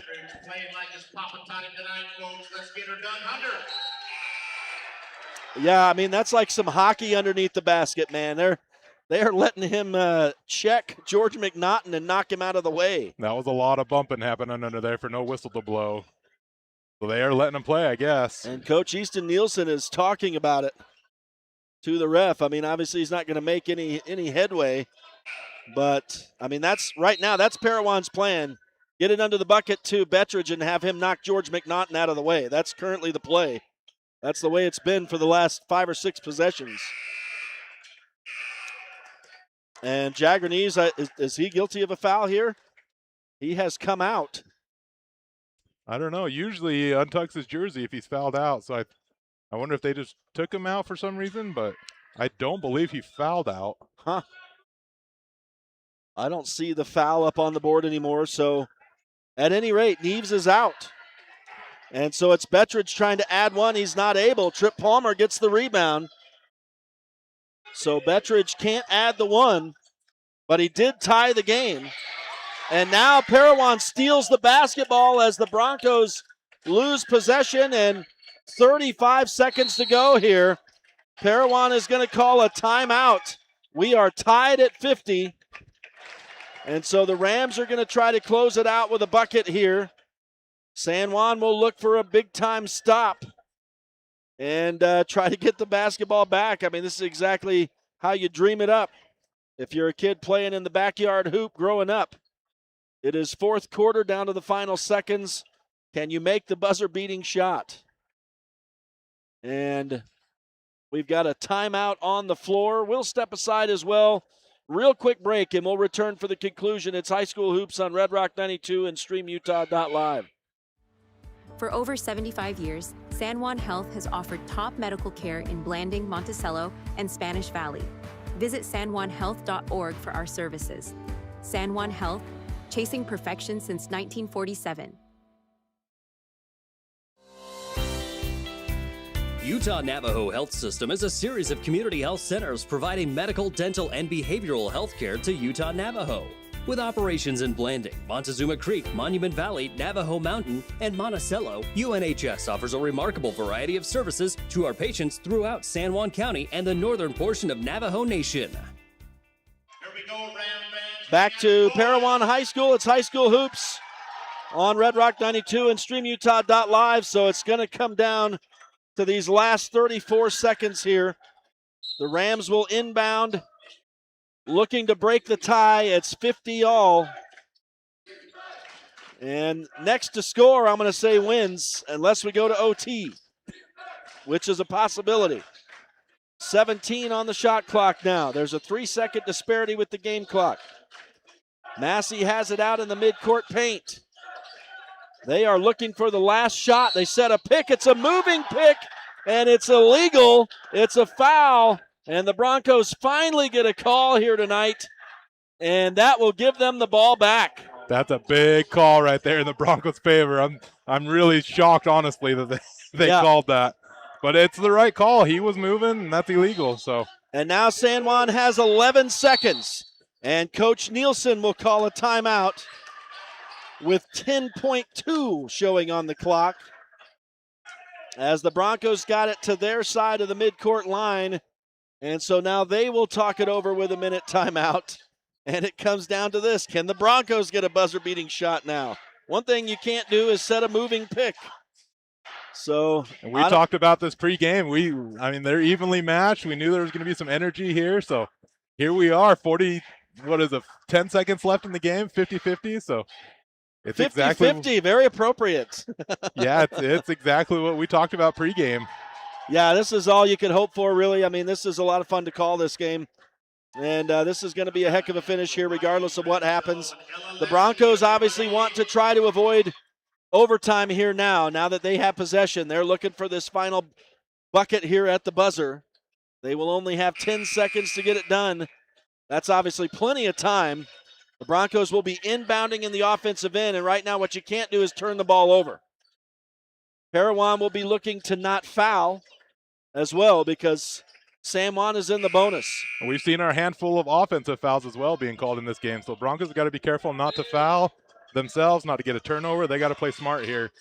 And it's George McNaughton at the midcourt line. They get it underneath the Trip Palmer. He scores from underneath the basket, lays it up and in. It was a beautiful play.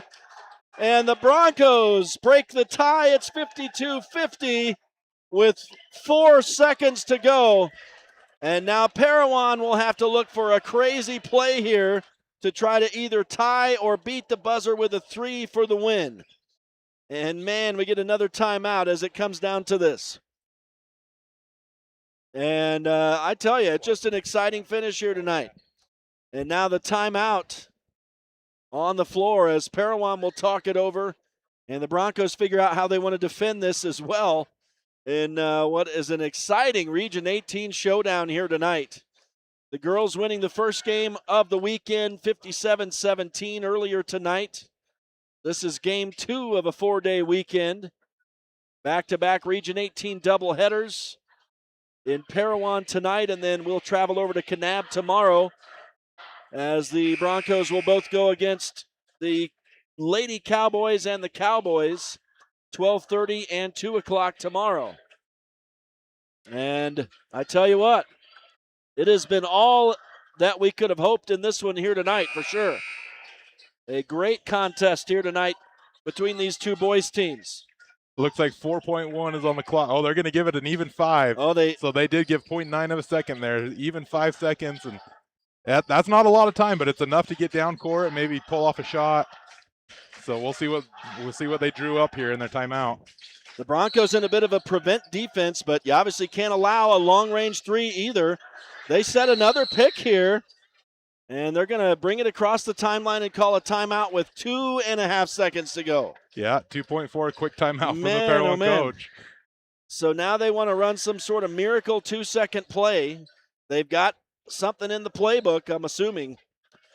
And so they know what they want to run. They're just going to try to cycle it here into the brains of the players and make a crazy play. The Broncos made a crazy play and got the bucket on their end. And now Parowan is going to try to do it here on their end, but a little bit more pressure. They've only got a couple seconds to do it here. Here we go, Parowan Rams. What a finish here tonight. This will be a nail-biter for sure, yeah. San Juan leads it by 2. So does Parowan look for a 3 here for the win, or do they play for overtime? Typically on your home court, you would play for overtime, but we'll see. Yeah, if they draw up a 3-point play, that's a gutsy call by the coach if that's what they drew up. I would suspect this is going inside. It's a man-on-man D for San Juan. No surprise there as Parowan will try to inbound it. They do get it in, and Stubbs will throw up a prayer, at the buzzer, and it was a reverse layup try as well. It ended up being an alley-oop. It ultimately was a missed three, and then Kyson Fobert somehow had, that was a long 2.5 seconds, I'm going to tell you. Fobert had a chance and missed the reverse layup. So it was 2 shots at the end as the buzzer sounded, and the Broncos hold on again for a tight win over the Parowan Rams, just like on December 19th. This time a few points less, and a 2-point win for the Broncos here tonight, 52-50. What a game. And San Juan improves to 11-8 on the season as the Rams drop to 8-9.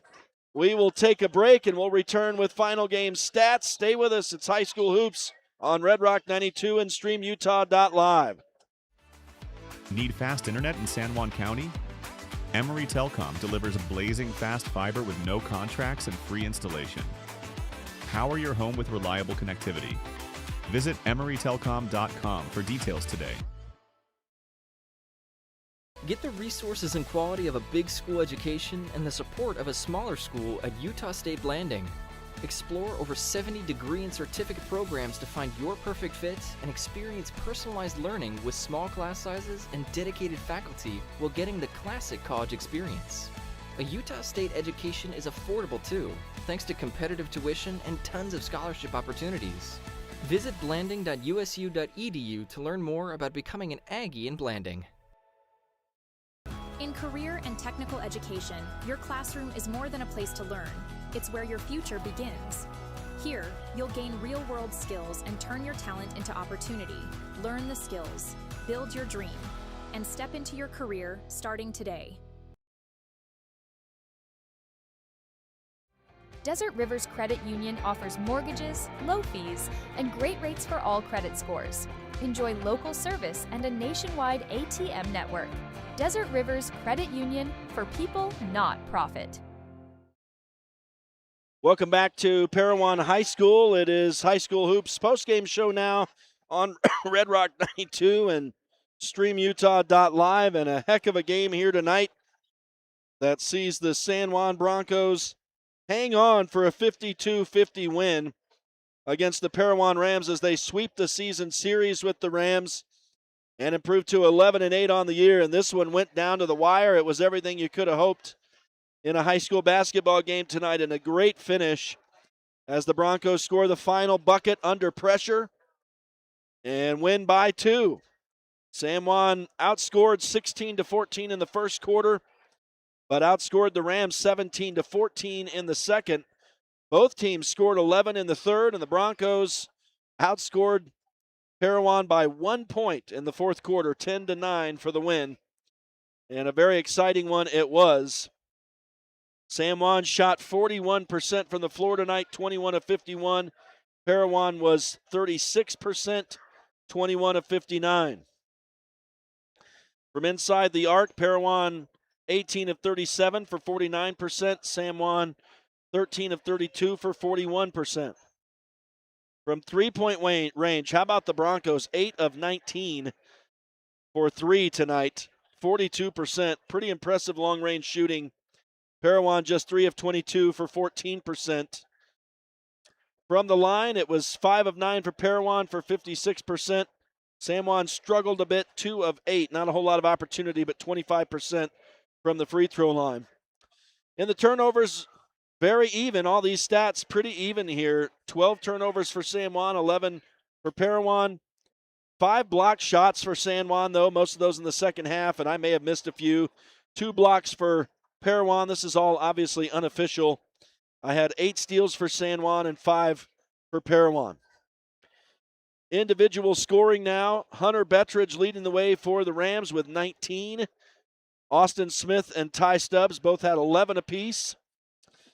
And let's see, it was a 5-point night for Tyler Massey, and 2 each for Tiago Mayer and Ashton Anderson. And we'll take a look at San Juan now.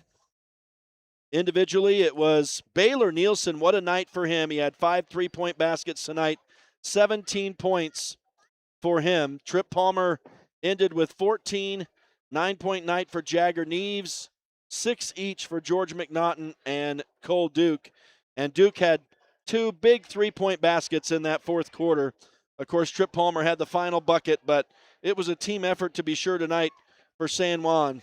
In addition to the 5 threes from Baylor Nielsen, you had 2 for Cole Duke that we mentioned and 1 for Jagger Neves in that first half.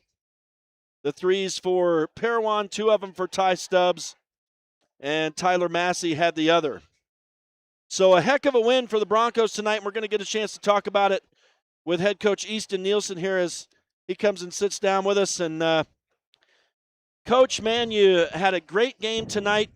You beat the Rams and you beat the refs tonight as well, man. I think you guys did a great job not allowing I hate to be a complainer or a whiner, but, I mean, it was hometown officiating tonight, let's face it, and you guys did a good job overcoming.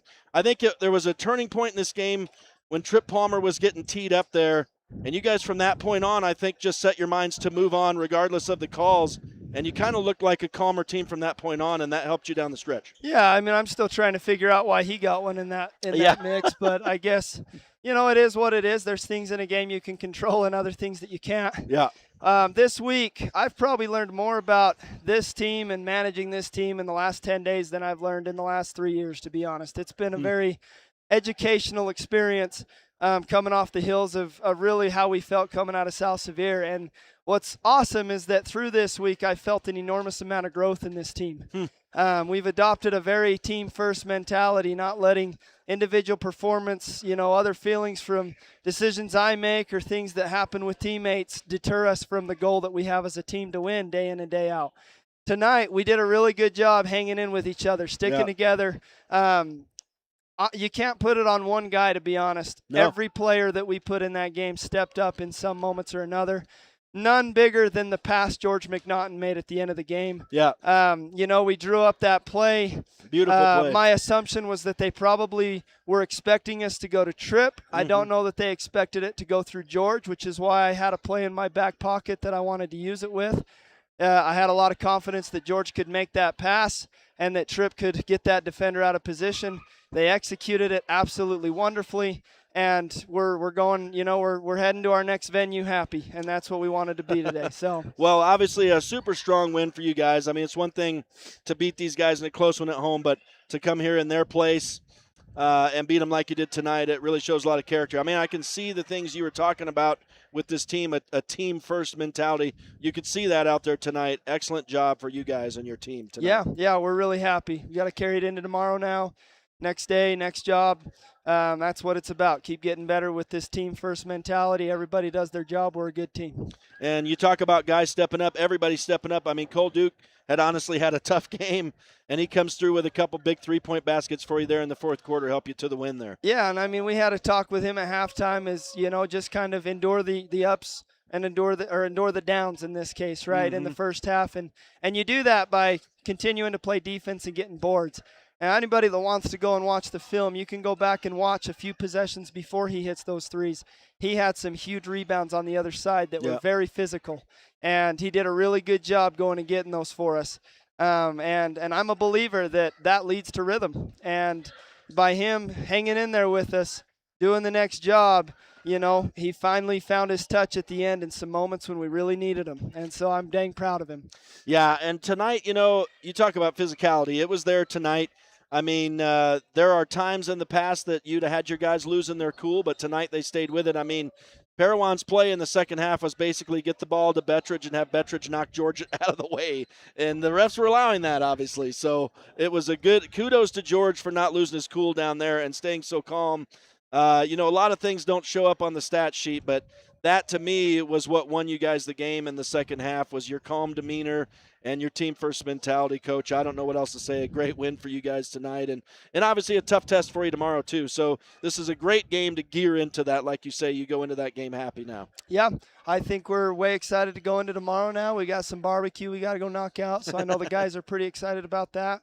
But, yeah, a lot of fun tonight. A lot of fun and a lot of growth. I'm proud of them. Awesome, Coach. We'll let you go to enjoy that barbecue. We'll see you again tomorrow in Kanab, man. Thank you. Thank you. Appreciate it. Great win for you guys. Have a great night. See you Thank tomorrow. Coach Nielsen with a good, strong win for his team tonight. 52-50 is the final. We have mentioned all the stats. And I think that'll pretty much do it for us unless Cortland or Caleb had some parting shots here. We could pass the mic down. I think we're good. We're going to get our stuff picked up, try to get out of here. They're putting wrestling mats down here tonight, so going to be a wrestling event here tomorrow. And as the Broncos will sleep the night, get rested up, hit the road tomorrow, and head over to Kanab. And it'll depend on the weather tonight, I guess, which road we take on the way over there tomorrow. But we'll see how it goes. But at any rate, we do plan on a 12:30 tip-off with the girls tomorrow afternoon against Kanab. So that will be a noon start, and then the boys will close out the weekend starting at 2 o'clock. We do invite you to join us for another Region 18 doubleheader tomorrow. And then after our games, we will join the Monticello and Green River boys in action, or just getting underway, or probably maybe the tail end of that girls game, as they've got a doubleheader in Green River tomorrow with Monticello and Green River squaring off for a Region 19 doubleheader. And so they'll be on StreamUtah.Live to get underway. I believe they get underway at 3.